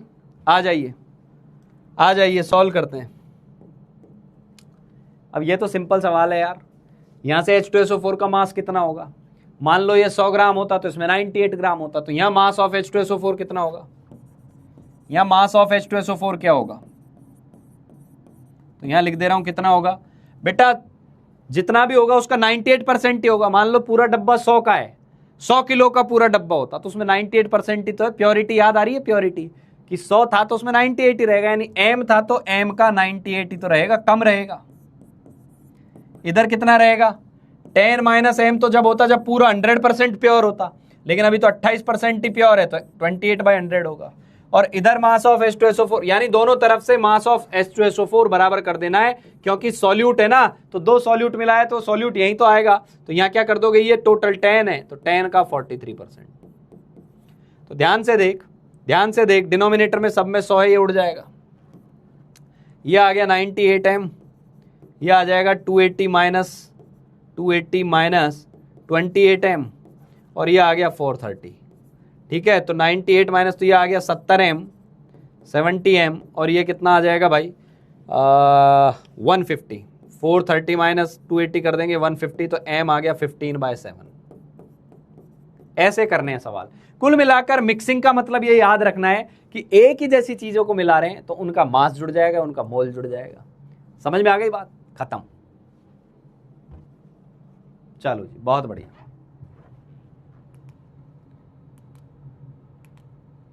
ये एक क्वेश्चन दिया हुआ है, ये एक क्वेश्चन दिया हुआ है, एक ये क्वेश्चन दिया हुआ है, और एक ये भी दिया हुआ है। 3 क्वेश्चन आपको होमवर्क में दे रहा हूं, 3 क्वेश्चन आपको होमवर्क में देके जा रहा हूं, और तीनों करना शिद्दत के साथ बैठना। जैसे यहां आपको दिया हुआ है percentage weight by weight, density भी दी हुई है ना। फिर उसमें दूसरे में क्या किया, मोलरिटी मिला दी, और फिर लास्ट में पूछ लिया फाइनल मोलरिटी क्या है। तो यानी दोनों यहां से आपको मोलरिटी निकालनी पड़ेगी, तो M1 V1 M2 V2 से ही होगा, लेकिन पहले परसेंटेज वेट बाय वेट को मोलरिटी में बदलना। और कर लो तो भेजना मत भूलना भाई। चलो, ये भी होमवर्क में है, अच्छा सवाल है, थोड़े तगड़े सवाल हैं। तगड़े मतलब जेई में पूछे जाने की प्रोबेबिलिटी वाले सवाल है, करके आना। हल्के सवाल नहीं दे रहा इस बार, अच्छे दे रहा हूं। ठीक है भाई, ये भी अच्छा सवाल है। इसमें एक हिंट और दे देता हूं, इसमें एक रिएक्शन होगी, BaCl2 प्लस Na2SO4। इन दोनों की जब रिएक्शन होगी तो बनेगा BaSO4 प्लस 2NaCl। ये थोड़ा अच्छा सवाल है, एक्स्ट्रा सवाल है, हो सकता है ना भी हो। क्लियर? ये करना। अब चलते हैं लॉज ऑफ केमिकल कॉम्बिनेशन। अब वापस आ जाओ, इधर आ जाओ। अब सुनो मेरी बात। क्या सभी लोग यही हैं? सभी लोग यही हैं? तो पहली बात सुन लो, सभी लोग आ गए हैं तो एक बार कमेंट में लिख दे रेडी टू हियर, क्योंकि एक इंपॉर्टेंट बात बता रहा हूं। कमेंट में लिख दे रेडी टू हियर। मैं देख रहा हूं आपके comments, ready to here.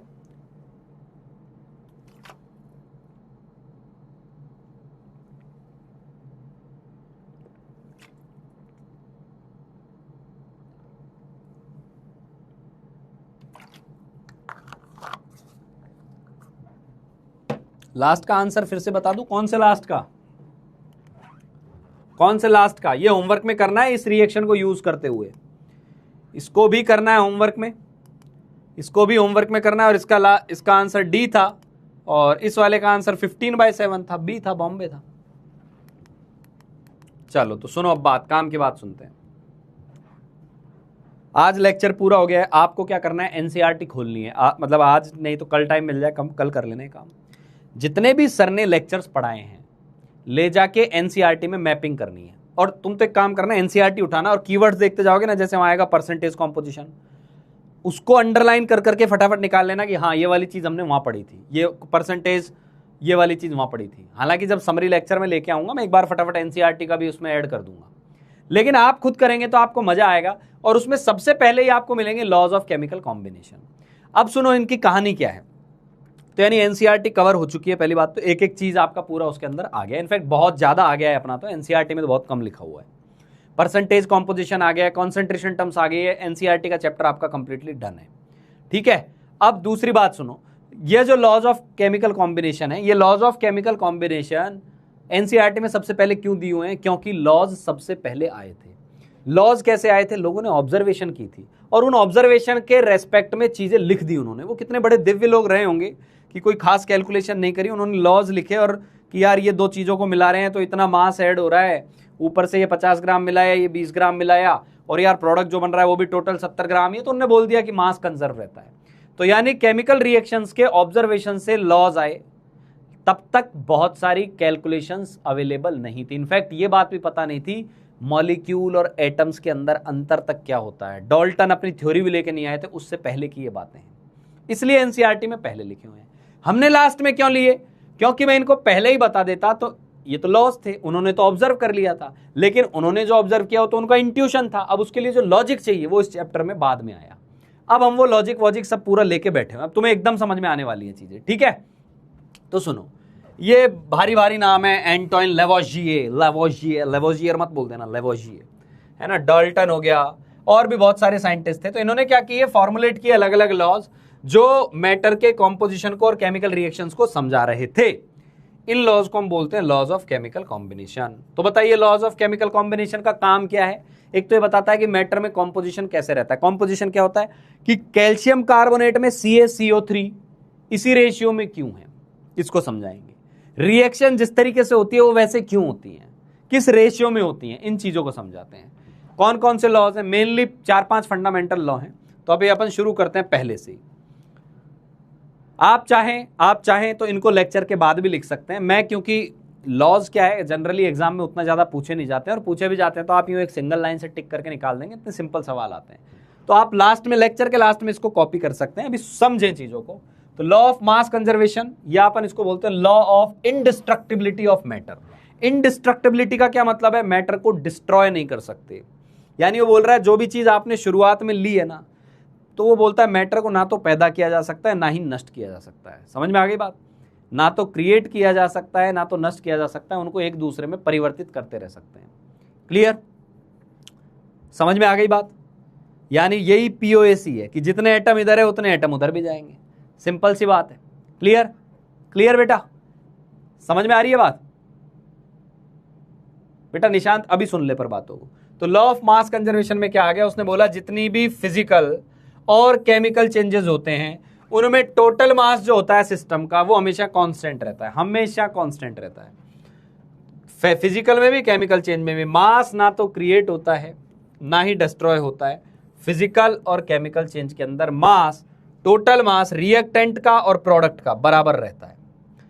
Total mass of reactant and product is always बराबर। समझ में आई बात? समझ में आई बात? हाँ, atoms can neither be created nor be destroyed, they can be converted from one form to another form. सबसे इजी लॉ यही है, बिल्कुल सही है। अब जैसे एग्जांपल समझते हैं, एग्जांपल से भी समझाता हूं। जैसे मान लो मैंने बोला कैल्शियम कार्बोनेट है, गरम किया, CaO बनाया, CO2 बनाया। अब आप मोल कॉन्सेप्ट से समझा सकते हैं इसको कि ये 100 ग्राम था, 100 ग्राम था, तो ये प्रूव करके बताओ कि ये भी 100 ग्राम ही बने। अब हम बिल्कुल प्रूव कर सकते हैं। कैसे? सर मोल निकालो, मोल निकालो। तो मोल कितने आएंगे? तो बेटा कैल्शियम 40, ये 12, ये 48, मोलर मास भी 100 होता है, तो मोल आए 1, मोल आए 1 मोल। तो जब ये 1 मोल खर्च हो गया, अब यहां तो कोई LR का काम ही नहीं, लिमिटिंग रिएजेंट जैसी चीज ही नहीं है, एक ही चीज है। तो इसके 1 मोल से इसका भी कितना बनेगा? कॉफिशिएंट 1 है, कॉफिशिएंट 1 है, कॉफिशिएंट 1 बराबर मोल बनेंगे। तो कहने का मतलब ये कितना बना, ये भी 1 मोल बनेगा और ये भी 1 मोल बनेगा। अब तुम क्या करो, 1 मोल CoA का मास निकाल लो, वेट ऑफ कैल्शियम ऑक्साइड क्या आएगा? तो मोल इंटू मोलर मास आएगा बेटा, मोल इंटू मोलर मास आएगा। तो आपने निकाल के देखा तो क्या आया, 1 इंटू उसका मोलर मास आएगा 56, तो 56 ग्राम तो कैल्शियम ऑक्साइड बन गया।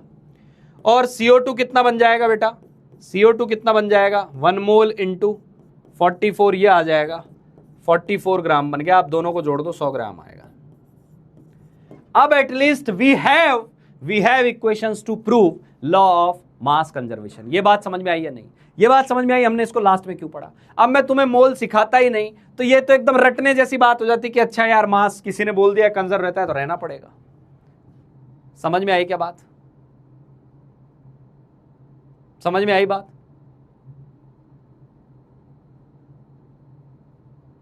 ये चमका, लॉ ऑफ मास कंजर्वेशन चमका, ठीक है? आज ना तुम लोग बहुत बातें कर रहे हो। और मैं क्या करूंगा अभी लेक्चर के बाद इन वापस पढ़ूंगा कि क्या क्या कौन कौन क्या क्या लिख रहा है, और मुझे यदि कोई फालतू चीजें लगी ध्यान रखना, मैं उनको ब्लॉक करवाऊंगा अगले लेक्चर में। तो फोकस ऑन लेक्चर क्लियरली, है ना। मार्गदर्शन में भी यही बात हुई थी, और आज भी आपसे बात बोल रहा हूं कि आप अपने पेरेंट्स को ना भूलें। आप कोई भी चीज़ लिख रहे हैं ना, तो एक बार अपने पेरेंट्स की तस्वीर आपकी जहां पढ़ाई करते हैं वहां और रख लेना, कि आपको ये पता चलता रहे कि जो लोग आपके लिए खर्च कर रहे हैं, जो लोग अपना समय, अपनी ऊर्जा, अपना पैसा आपको लगा के दे रहे हैं पढ़ाई करने के लिए, और आप क्या लिख रहे हैं, ध्यान रखें इन चीज़ों का। चलिए, चमक गया, चलो बहुत बढ़िया। अब मान लो इसी में एक और केस है कि मान लो सर कोई लिमिटिंग रिएजेंट रहा, तो क्योंकि आपने तो इधर बोला इधर 100 ग्राम था तो उधर भी 100 ग्राम बनेगा, लेकिन लिमिटिंग रिएजेंट तो ऐसा होता है कई बच भी जाते हैं इधर, तो फिर इन दैट केस हम क्या बोलते हैं, फिर हम बोलेंगे, फिर उस केस में क्या होगा भाई, तो हम बोलेंगे कि क्या आ जाएगा, इनिशियल मास ऑफ रिएक्टेंट जो भी रहा होगा, इनिशियल मास ऑफ रिएक्टेंट जो भी रहा होगा, इनिशियल मास ऑफ रिएक्टेंट जो भी रहा होगा, उसमें क्या आ जाएगा, मास ऑफ प्रोडक्ट कितना बना वो, मास ऑफ प्रोडक्ट कितना बना वो, प्लस जो बच गया उसका mass, mass of remaining, mass of unreacted जो आपका रिएजेंट था, अनरिएक्टेड जो रिएजेंट था वो बराबर रहेगा। इसका क्या मतलब है, वो बोल रहा है मान लो आपने शुरू में 2 रिएक्टेंट मिलाए, दोनों का मास 100 ग्राम था, पर उनमें से एक लिमिटिंग था और एक एक्सेस में था। मान लो एक्सेस वाला 20 ग्राम वहां पड़ा रह गया, तो भाई वो भी तो बर्तन में ही बच गया ना, तो 20 ग्राम वो भी जुड़ेगा लास्ट में तो। और प्रोडक्ट कितना बना, ऑब्वियसली जब वो 20 बच गया ना तो पक्का प्रोडक्ट 80 बनेगा, तो 80 + 20 अपने आप 100 हो जाएगा। ये वाली बात समझ में आई। किसने लाया ये लॉ, बेटा ये लिखा हुआ है एक एक चीज, लेवोजिए लेके आए थे और ये ईयर लिखा हुआ है। ये फर्जी बातें जेई कभी नहीं पूछेगा, ये फर्जी चीजें कभी नहीं पूछेगा। हो सकता है आपके स्कूल वाले पूछ ले, तो एनसीईआरटी में उठाना और चेक कर लेना। तो इनिशियल मास ऑफ, इसको भी समझा देता हूं कैसे, इसको भी समझा देता हूं, ध्यान से सुनना, तुम बताओगे ये चीज। मान लो मैंने लिया N2 + 3H2, N2 + 3H2 gives 2NH3, ठीक है भाई। मैंने लिया ये 56 ग्राम, ये लिया मैंने 56 ग्राम, और ये लिया मैंने 10 ग्राम। फटाफट सॉल्व करो, फटाफट सॉल्व करो और बताओ एलआर कौन है, एक्सेस रिएजेंट कौन है, और अमोनिया कितना बना। फटाफट करो, फटाफट सॉल्व करो। एक सवाल आ गया आपके पास, सॉल्व करेगा हर कोई।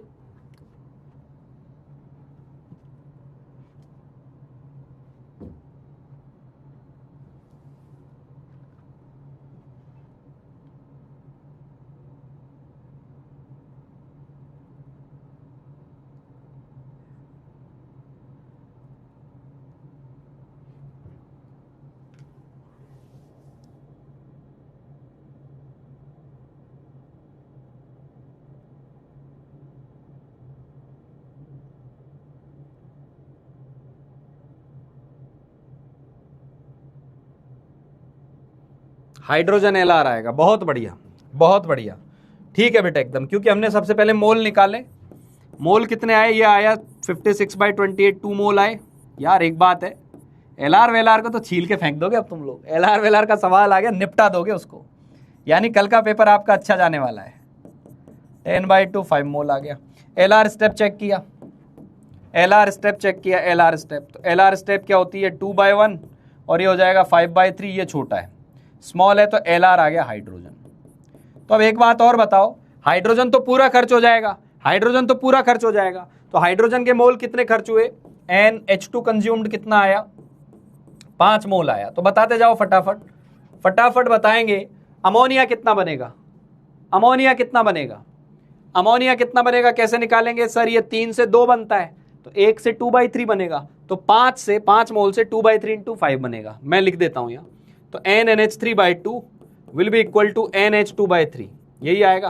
तो NNH3 क्या आ गया बेटा, NNH3 आ गया 2/3 × NH2, और NH2 कितना है हमारे पास 5 मोल, तो ये आ गया 10/3 मोल, 10/3 मोल अमोनिया बन गया, 10/3 मोल अमोनिया बन गया।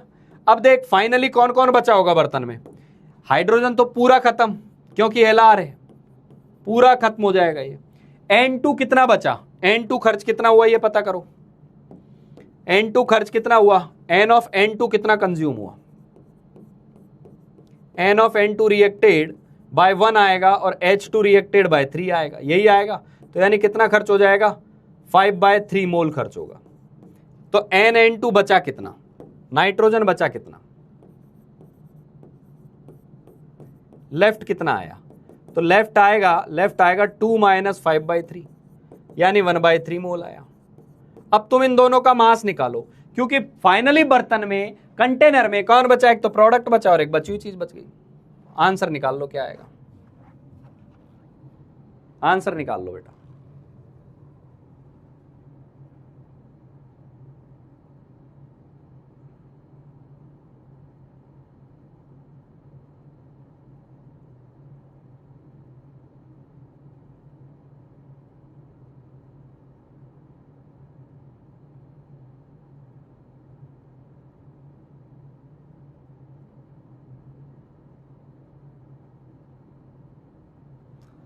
वेट निकाल लिया, हाँ बहुत सही। अब वेट निकाल लो, अब वेट भी निकाल लो, क्योंकि हमें तो मास चेक करना है ना। तो यहां से मास निकालोगे, देखना इसका मास क्या आएगा।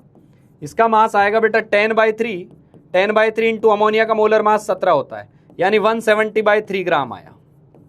और इसका मास निकालो, इसका मास कितना आएगा, नाइट्रोजन जो बच गया वो आएगा 1/3 इंटू 28, इतना ग्राम आया। यानी फाइनल मास कितना आया आपके पास, फाइनल मास जो बच गया वो आया, एक तो अमोनिया कितना बन गया 170/3 और एक नाइट्रोजन कितना बचा रह गया 28/3, 198/3। इसको सॉल्व करोगे 66 ग्राम, ये आया 66 ग्राम बचा। अरे सर शुरू में भी तो 66 ही था, लेके ही 66 से चालू किया था, क्योंकि एक 56 था एक 10 था। तो वही बात मैंने बताई कि जब लिमिटिंग रिएजेंट हो तो आपको क्या करना है, जितना आपने इनिशियल मास लिया है ना ले लो, अपने आप जो प्रोडक्ट में चला गया वो प्लस जो बचा रह गया वो मिलकर उतना ही बन जाएगा। गॉट इट, समझ में आया। लॉ ऑफ मास कंजर्वेशन हर जगह वैलिड है, हर फिजिकल केमिकल रिएक्शन पर वैलिड है।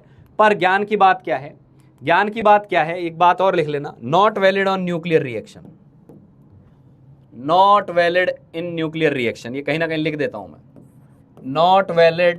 Not valid for nuclear reaction. ये क्या होता है, एटॉमिक स्ट्रक्चर पढ़ेंगे तब बताऊंगा। अभी के लिए इतना याद रख लो, अभी के लिए इतना याद रख लो, न्यूक्लियर रिएक्शंस बहुत खतरनाक होती हैं, और जब न्यूक्लियस फटता है तो कुछ मास जो है उसका लॉस हो जाता है, मास डिफेक्ट बोलते हैं उसको, आगे के चैप्टर्स में आएगा। अभी बस इतना याद रख लेना, केमिकल रिएक्शंस में हमेशा वैलिड है, न्यूक्लियर रिएक्शंस में नहीं है। क्लियर। ये क्वेश्चन होमवर्क में है जो टोटली आपका लॉ ऑफ मास कंजर्वेशन पर बेस्ड है, totally law of mass conservation पर बेस्ड है।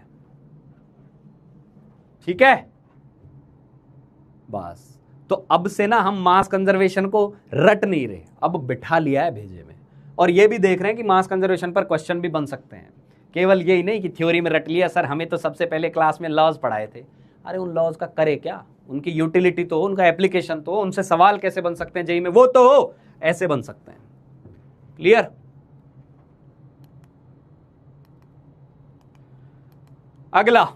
अगले पे चलते हैं, लॉ ऑफ डेफिनेट और constant proportion. Law of definite यानी कोई भी चीज निश्चित है, तय है, ऊपर वाले ने लिख दी, उसको कोई नहीं बदल सकता, ये बोल रहा है। ये तो फिलोसॉफी हो गई, ये तो केमिस्ट्री छोड़ो फिलोसॉफी हो गई। हाँ यही है, ये लॉ बोलता है कि ईश्वर ने जो दुनिया जैसी बना दी है ना, जो मसाला जिस रेशियो में लेके बनाया है ना, उस मसाले को किसी की ताकत नहीं है छेड़ दे, और छेड़ दिया ना तो वो कुछ और बन जाएगा।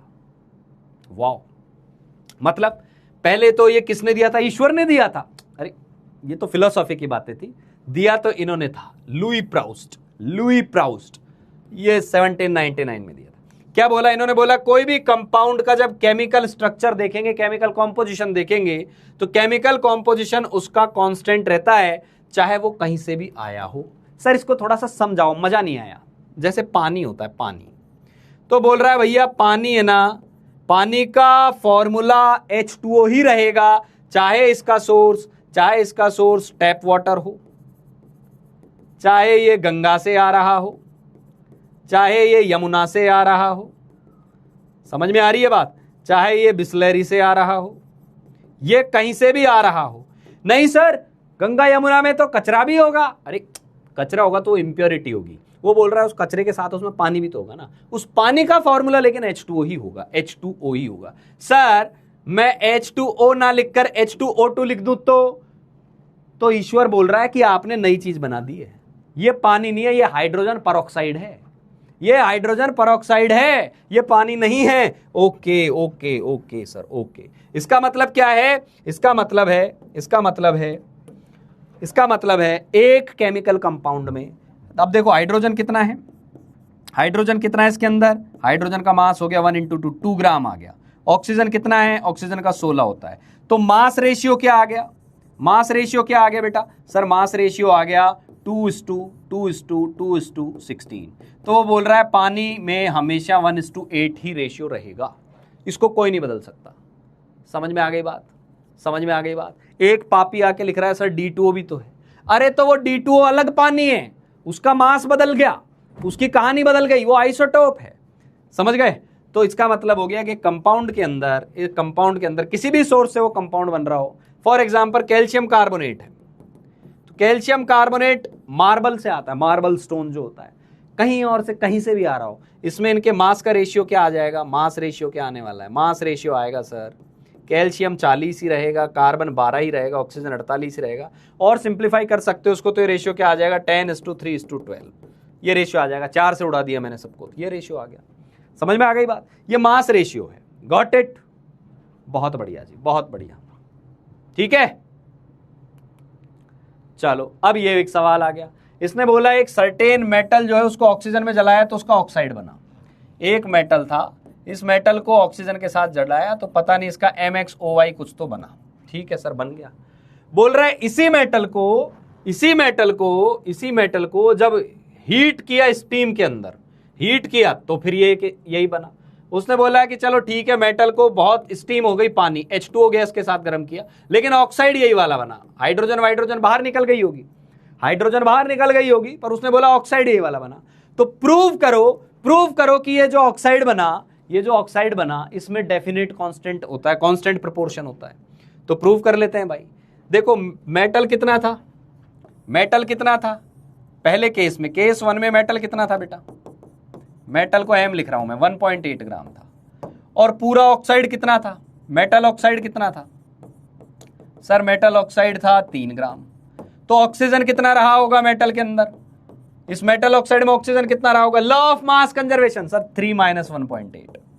ठीक है भाई, तो ये कितना रहा होगा? ये रहा होगा 1.2 ग्राम। इसका मतलब मेटल और ऑक्सीजन का रेशियो क्या आया सर? ये आया 1.8/1.2। इसको सॉल्व करेंगे, 6 से उड़ा दो, 3/2 कितना आया? 1.5 आया। ये रेशियो आया।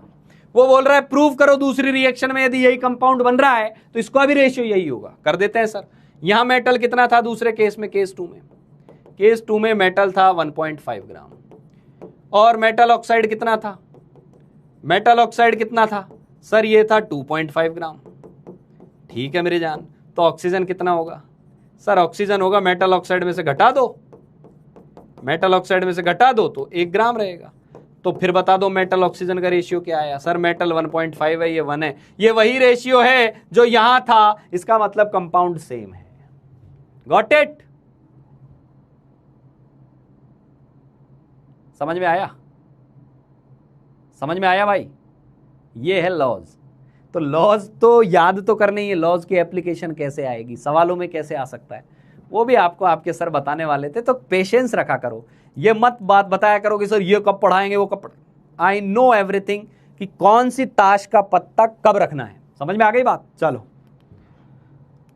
अब ये वाला एक केस आ गया, लॉ ऑफ मल्टीपल प्रोपोर्शन। अच्छा लॉ है और इंपॉर्टेंट है काफी, कई बार पूछा है एग्जाम्स ने भी, इनफैक्ट जेईई मेन ने भी 1-2 बार पूछा है। लॉ ऑफ मल्टीपल प्रोपोर्शन, समझना इस चीज को, समझना बातों को। लॉ ऑफ मल्टीपल प्रोपोर्शन ये डाल्टन साहब ने दिया और इनके लिए थोड़ा सा सम्मान है, इसके बारे में पूछा जाता है। Dalton was the first scientist who started talk about atom. ठीक है, कि एटम की मतलब फंडामेंटल जानकारी डाल्टन ने दी थी। ठीक है जी, तो अब ध्यान से सुनना। इन्होंने बोला यदि दो एलिमेंट कंबाइन होते हैं और एक से ज्यादा कंपाउंड बनाते हैं, 2 एलिमेंट उठाए, एक एक्स उठाया एक वाई उठाया, लेकिन वो जब दोनों जुड़ते हैं तो कंपाउंड तो बहुत सारे बना सकते हैं ना। एक स्टूडेंट बनाएगा XY, एक स्टूडेंट बनाएगा XY, एक बनाएगा XY2, एक बनाएगा X2Y3, एक बनाएगा X3Y4, इतने सारे अलग अलग कंपाउंड बनाते हैं। ठीक है, तो वो बोल रहा है कि यहाँ तो अलग मास यूज हो रहा है एक्स का, यहाँ अलग हो रहा है, यहाँ अलग हो रहा है, यहाँ अलग हो रहा है, अलग अलग मास आ रहे हैं। अच्छा इन दोनों में तो X फिर भी सेम है, एक एक ही है, तो इनमें सेम मास यूज हो रहा है, पर यहां अलग डबल आ रहा है, ट्रिपल आ रहा है। वो बोल रहा है कि इन सभी फॉर्मूलाज के अंदर हम किसी एक का मास फिक्स कर दें, ध्यान से समझना, एक का मास फिक्स कर दें तो बाकी सबका यानी जो y रहेंगे उन y के मास का रेशियो सिंपल होगा। एग्जाम्पल से समझा देता हूं, तुम्हें एकदम मक्खन की तरह उतर जाएगी ये चीज। जैसे नाइट्रोजन है और ऑक्सीजन है, नाइट्रोजन एक एलिमेंट है, ऑक्सीजन एक एलिमेंट है, इनसे मिलकर कई सारे ऑक्साइड बनते हैं। कौन कौन से बनते हैं जी? सर एक बनता है N2O, एक बनता है NO, एक बनता है NO, एक बनता है N2O3, एक बनता है NO2, एक बनता है N2O5। अब ध्यान से सुनना मेरी बात को, मुझे फटाफट नाइट्रोजन और ऑक्सीजन के मास लिख लिख के बता दो इनमें, टेबल के अंदर नाइट्रोजन और ऑक्सीजन के मास लिख लिख के बता दो कितने कितने मास यूज हो रहे हैं। छुट्टी उट्टी की जो बात करना चाह रहे हो क्लास छोड़ दे, छुट्टी है उसकी, कोई दिक्कत नहीं है। आज इंपॉर्टेंट लॉज पढ़ा रहा हूं, सुनने पड़ेंगे एकदम, ठीक है। एक बालक महर्षि कणाद का लिख रहा है, बेटा हमारा तो ज्ञान अखंड ही रहा है, हम तो सबसे पहले थे हर जगह, है ना। तो नो डाउट सबसे पहले जो लोग आए वो अपने ही लोग थे, वही बहुत सारी बातें कर गए थे, है ना। महर्षि कणाद से पहले भी लोगों ने चर्चाएं कर ली थी, फिर ग्रीक यूनानी लोगों के पास ये खबर गई, है ना। तो वहाँ पे अलग अलग लोग थे, अरस्तु, प्लेटो, है ना, हिप्पोक्रेट्स करके एक था। तो इन लोगों ने अलग अलग अपने जो हैं सुझाव दिए कि एटम ऐसा होता है वैसा होता है। डाल्टन एक ऐसा आदमी था जिसने साइंस की भाषा में चीज़ों को लिख के दिया, और हम लोग यहाँ कमज़ोर पड़ जाते थे। हम हमारा ध्यान लगाकर ज्ञान तो ले आते थे, पेटेंट नहीं लेते थे, और उस पेटेंट को डाल्टन ने ले लिया, तो डाल्टन का नाम लिया जा रहा है, ठीक है। चलो मास लिखा, तो नाइट्रोजन का मास कितना आया सर? 28 आया, ये 16 आया। यहाँ कितना आया सर? ये 14 आया, ये 16 आया। यहाँ कितना आया सर? ये 28 आया और ये 48 आया। यहाँ कितना आया सर? ये 14 आया और ये 32 आया। यहाँ कितना आया सर? ये 28 आया और यहाँ 80 आया। अब बात को समझना, अब यहाँ तो अलग अलग जा रहा है ना बेटा मास, कभी 28 ग्राम कभी 14 ग्राम, और यहाँ भी अलग अलग जा रहा है। वो बोल रहा है if these compounds are right, मतलब ये कंपाउंड सही में एग्जिस्ट करते होंगे, तो आप क्या करके देखो, आप किसी एक को फिक्स कर दो, एक नंबर को, यानी नाइट्रोजन को है तो सभी को 28 कर दो, या सभी को 14 कर दो, 14 कर दो, और फिर इनका रेशियो निकाल के देखो। तो सबको 28 कैसे करें? चलो ये तो 28 है, इसको तो एज इट इज रखते हैं। इसको 28 कैसे करें सर? इसको 2 से गुणा कर दो। तो बेटा जब मैं इसको 2 से गुणा करूंगा तो नाइट्रोजन 28 हो गया, तो ऑक्सीजन भी तो डबल होगा ना यार, तो ऑक्सीजन कितना हो जाएगा? 32 हो जाएगा। हाँ सर, चलो ये तो 28 है, इसको भी 28 करो, तो इसको भी 2 से गुणा कर दो। तो इसको 28 किया, 2 से गुणा किया, ये हो गया 28। तो सर ये भी तो डबल होगा, हाँ ये 64 हो जाएगा, ये भी 2 से गुणा हो जाएगा, क्योंकि 2 से 4 ऑक्सीजन हो जाएंगे ना फिर। और ये 28 ही है तो इसको 28 रहने दो, ये 80 है तो ठीक है। ये भी बोल रहा है ये सब 28 हो गए ना, अब इनका रेशियो निकाल लो। 16, 32, 48, 64, 80, ये रेशियो आ गया। लो, बोल रहा है ये जो रेशियो होगा ना वो एक दूसरे के साथ सिंपल रेशियो होगा, कोई भी इरेशनल नंबर नहीं आएगा, फ्रैक्शनल जो इंटीजर नंबर आएगा, इंटीजर।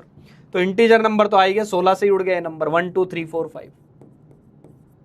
ये लॉ ऑफ मल्टीपल प्रोपोर्शन है, लॉ ऑफ मल्टीपल प्रोपोर्शन।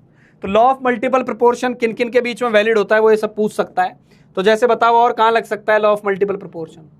जैसे फॉर एग्जाम्पल बहुत सारे हैं, CO CO2, दोनों में एलिमेंट सेम होने चाहिए, लॉ ऑफ मल्टीपल प्रोपोर्शन लगेगा। चलो बताओ H2O H2O2, law of multiple proportion लगेगा, क्योंकि दोनों में एलिमेंट कॉमन है। लेकिन कोई बोल दे H2O और D2O, इनमें लॉ ऑफ मल्टीपल नहीं, इनमें नहीं लगेगा। उसने क्या बोला था? कंपाउंड दोनों के एलिमेंट सेम होने चाहिए। यहां ऑक्सीजन तो कॉमन है, ड्यूटेरियम तो कॉमन है ही नहीं, एक ड्यूटेरियम एक हाइड्रोजन है, ये लॉ ऑफ मल्टीपल प्रोपोर्शन नहीं है। क्लियर? ये लॉ ऑफ मल्टीपल प्रोपोर्शन की कहानी थी। ये सवाल आपको दिया हुआ है, इसको प्रूव करके बताना, ये भी होमवर्क है, ये भी होमवर्क है आप लोगों का, ये भी करके लाना है। सिंपल कहानी है, ये 27.27 कार्बन है और दूसरे में इतना कार्बन है, तो दोनों को बराबर कर देना और बाकी की चीजें निकाल लेना कितनी है, प्रूव कर दोगे। अब चलते हैं अगले लॉ पर। ओते जी Goku, black Goku, Jatin, Swaraj, Kalla ji आ गए हैं। रोहित आ गए। अरे समझ में आ रही है ना, आ रही, चमक रहा ना बराबर। हाँ हाँ आइसोटोप है, लेकिन उसकी कंडीशन क्या थी? उसकी कंडीशन ये थी कि दोनों दो एलिमेंट होने चाहिए और वो सेम एलिमेंट होने चाहिए। तो हाइड्रोजन ड्यूटेरियम एलिमेंट, एक एलिमेंट के दो आइसोटोप है अलग अलग, तो सेम थोड़ी ना बोलेंगे। गैसियस वॉल्यूम, गैसियस भी जी से चालू होता है, और गैसियस वॉल्यूम किसने दिया? गैलुसाक ने दिया, गैलुसाक 1808 में, ठीक है, गैलुसाक ने दिया। और इस पर हम सवाल कर चुके हैं, इस पर हम सवाल कर चुके हैं। क्लियर? कैसे? ये बोल रहा है गैसेस जब भी रिएक्ट करती हैं एक दूसरे के साथ तो सिंपल रेशियो में करती हैं, प्रोडक्ट भी सिंपल रेशियो में लिख सकते हैं। अरे ये जो अंग्रेजी में सब छापा है ना, वो हम पढ़ चुके हैं। याद करो, मैंने आपको बोला था कि बेटा ये जो रेशियो है, मान लो हाइड्रोजन गैस लिखी हुई है, Cl2 गैस लिखी हुई है, 2HCl गैस लिखा हुआ है, तो मैंने आपको ये भी बोला था कि यहां हम सीधा लिख सकते हैं। मोल के लिए तो लगाते ही थे, वॉल्यूम के लिए भी हम सेम चीज यूज कर सकते हैं। Do you remember this thing? मैंने ये बोला था कि ये 1 मोल है तो ये भी 1 मोल होगा, तो ये 2 मोल बनेगा। इसके साथ साथ मैंने बोला था गैस के लिए हम वॉल्यूम भी लिख सकते हैं, कि वॉल्यूम का रेशियो यदि आपको लिखना हो तो आप लिख सकते हैं कि वॉल्यूम का रेशियो भी 1:1:2 रहेगा। याद आ रही है वाली बात? याद आ रही है वाली बात? तो हमने पढ़ा है कि स्टोइकियोमेट्री का मतलब होता है कि रिएक्टेंट और प्रोडक्ट मोल के रेशियो में आगे जाते हैं। ये भाई साहब बोल रहे हैं यार तुम मोल से गिन रहे हो, मैं वॉल्यूम से गिन रहा था। तो ऐसा क्यों हो रहा था? उसने बोला क्योंकि सेम टेम्परेचर और सेम प्रेशर पर मेजर करते हैं तो ऐसा होता है। अब इंटरेस्टिंग बात सुनना सर, धीरे, okay, calm down, control control control. इस हाइड्रोजन का इधर से 10 लीटर भेजा, इस क्लोरीन का इधर से 10 लीटर भेजा, तो 10 लीटर 10 लीटर और ये 20 लीटर बन रहा है। क्यों? क्योंकि 1:1:2 था। ऐसे ही N2 3H2 2NH3। सबसे पहले श्योर करें कि वो गैस होने चाहिए। हाँ सर ये भी गैस है, ये भी गैस है, ये भी गैस है। तो बोल रहा है जब रिएक्टेड जो होगा ना, रिएक्ट कितना करेगा, रिएक्टेड वॉल्यूम का रेशियो क्या होगा? तो रिएक्टेड वॉल्यूम का रेशियो 1:3:2 रहेगा। सर ऐसा क्यों होता है? ये गैलुसाक ने नहीं बताया था। गैलुसाक ने तो केवल इतना बताया था कि रिएक्टेंट बैलेंस रिएक्शन में जो स्टोइकियोमेट्री होती है उस रेशियो में रिएक्ट करते हैं, आपको वो मोल लगता है, लेकिन ट्रुथ है कि वो वॉल्यूम का रेशियो भी होता है। ठीक है, ऐसा क्यों होता है? गैलुसाक ने हाथ जोड़ लिया, भैया मेरी ऑब्जर्वेशन है, मैं लॉस दे रहा हूं, मुझे नहीं पता है, मुझे नियम नहीं पता है कि आगे क्या होगा, कैसे कैलकुलेशन होगी। मैं तो बहुत पहले बातें करके जा रहा हूं। कौन से सन में कर रहा हूं? 1808 में कर रहा हूं, जब एटम मॉलिक्यूल का आता पता भी ढंग से नहीं चला है। तो ऐसा क्यों होता है? ऐसा, अच्छा ये सवाल कर लेना तुम लोग, ये वाला सवाल होमवर्क में कर लेना, बहुत छोटे छोटे सवाल उड़ा दोगे तुम लोग। ऐसा क्यों होता है ये किसने बताया? ये बताया एवोगाड्रो ने। ये किसने बताया? एवोगाड्रो ने गैलुसाक की मिस्ट्री सॉल्व करी। तो गैलुसाक का लॉ क्या होता है जी? गैलुसाक का लॉ होता है कि गैसेस वॉल्यूम के रेशियो में भी रिएक्ट करती हैं रिएक्शन के दौरान। अच्छा, ऐसा क्यों होता है? ऐसा इसलिए होता है कि वॉल्यूम जो होता है वो n के प्रोपोर्शनल होता है। ये किसने बोला? ये एवोगाड्रो का लॉ था। क्यों? क्योंकि PV = nRT में P और T सेम रख दोगे तो वॉल्यूम n के प्रोपोर्शनल होगा। तो इसने बोला कि मान लो एक डब्बे में SO2 गैस भरी हुई है, लेकिन इसका वॉल्यूम 10 लीटर है, प्रेशर टेम्परेचर फिक्स है। एक डब्बे में इन्हीं कंडीशंस के अंदर O2 गैस भरी हुई है, वॉल्यूम इसका भी 10 लीटर है, प्रेशर टेम्परेचर वही है जो थे। एक डब्बे में और कोई खतरनाक गैस भरी हुई है, HCl गैस भरी हुई है, वॉल्यूम 10 लीटर है, प्रेशर टेम्परेचर फिक्स्ड है। तो वो बोल रहा है तीनों में क्योंकि वॉल्यूम सेम है तो नंबर ऑफ मॉलिक्यूल भी सेम होंगे। नंबर ऑफ मॉलिक्यूल, एटम नहीं molecule, number of molecule same होंगे। तो क्यों होंगे यार? क्योंकि मोल सेम होंगे, और मोल सेम होंगे तो Na से ही तो गुणा करना है, तो सभी को Na से गुणा करेंगे तो नंबर तो सेम आ ही जाएगा।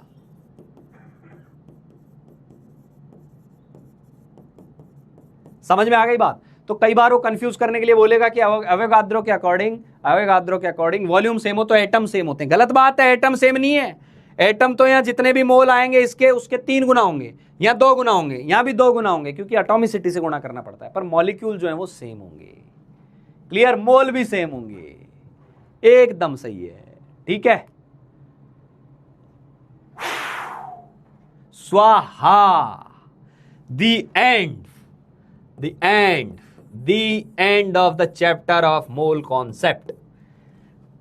होमवर्क क्या है? अब सब है होमवर्क में, एक्सरसाइज 1 2 3 सब है, लेकिन आपको कैसे करनी है? पहले एक्सरसाइज 1 पार्ट 1 कंप्लीट करना है, एक एक करके देंगे आपको। पार्ट 1 कंप्लीट करना है, एक्सरसाइज 2 का भी पार्ट 1 कंप्लीट करना है, इतना ही करना है। एक आज की डीपीपी है, डीपीपी नंबर आई थिंक 16 है, 16 ही होगी, 16 है, तो उसके फर्स्ट 8 क्वेश्चन करने हैं आपको।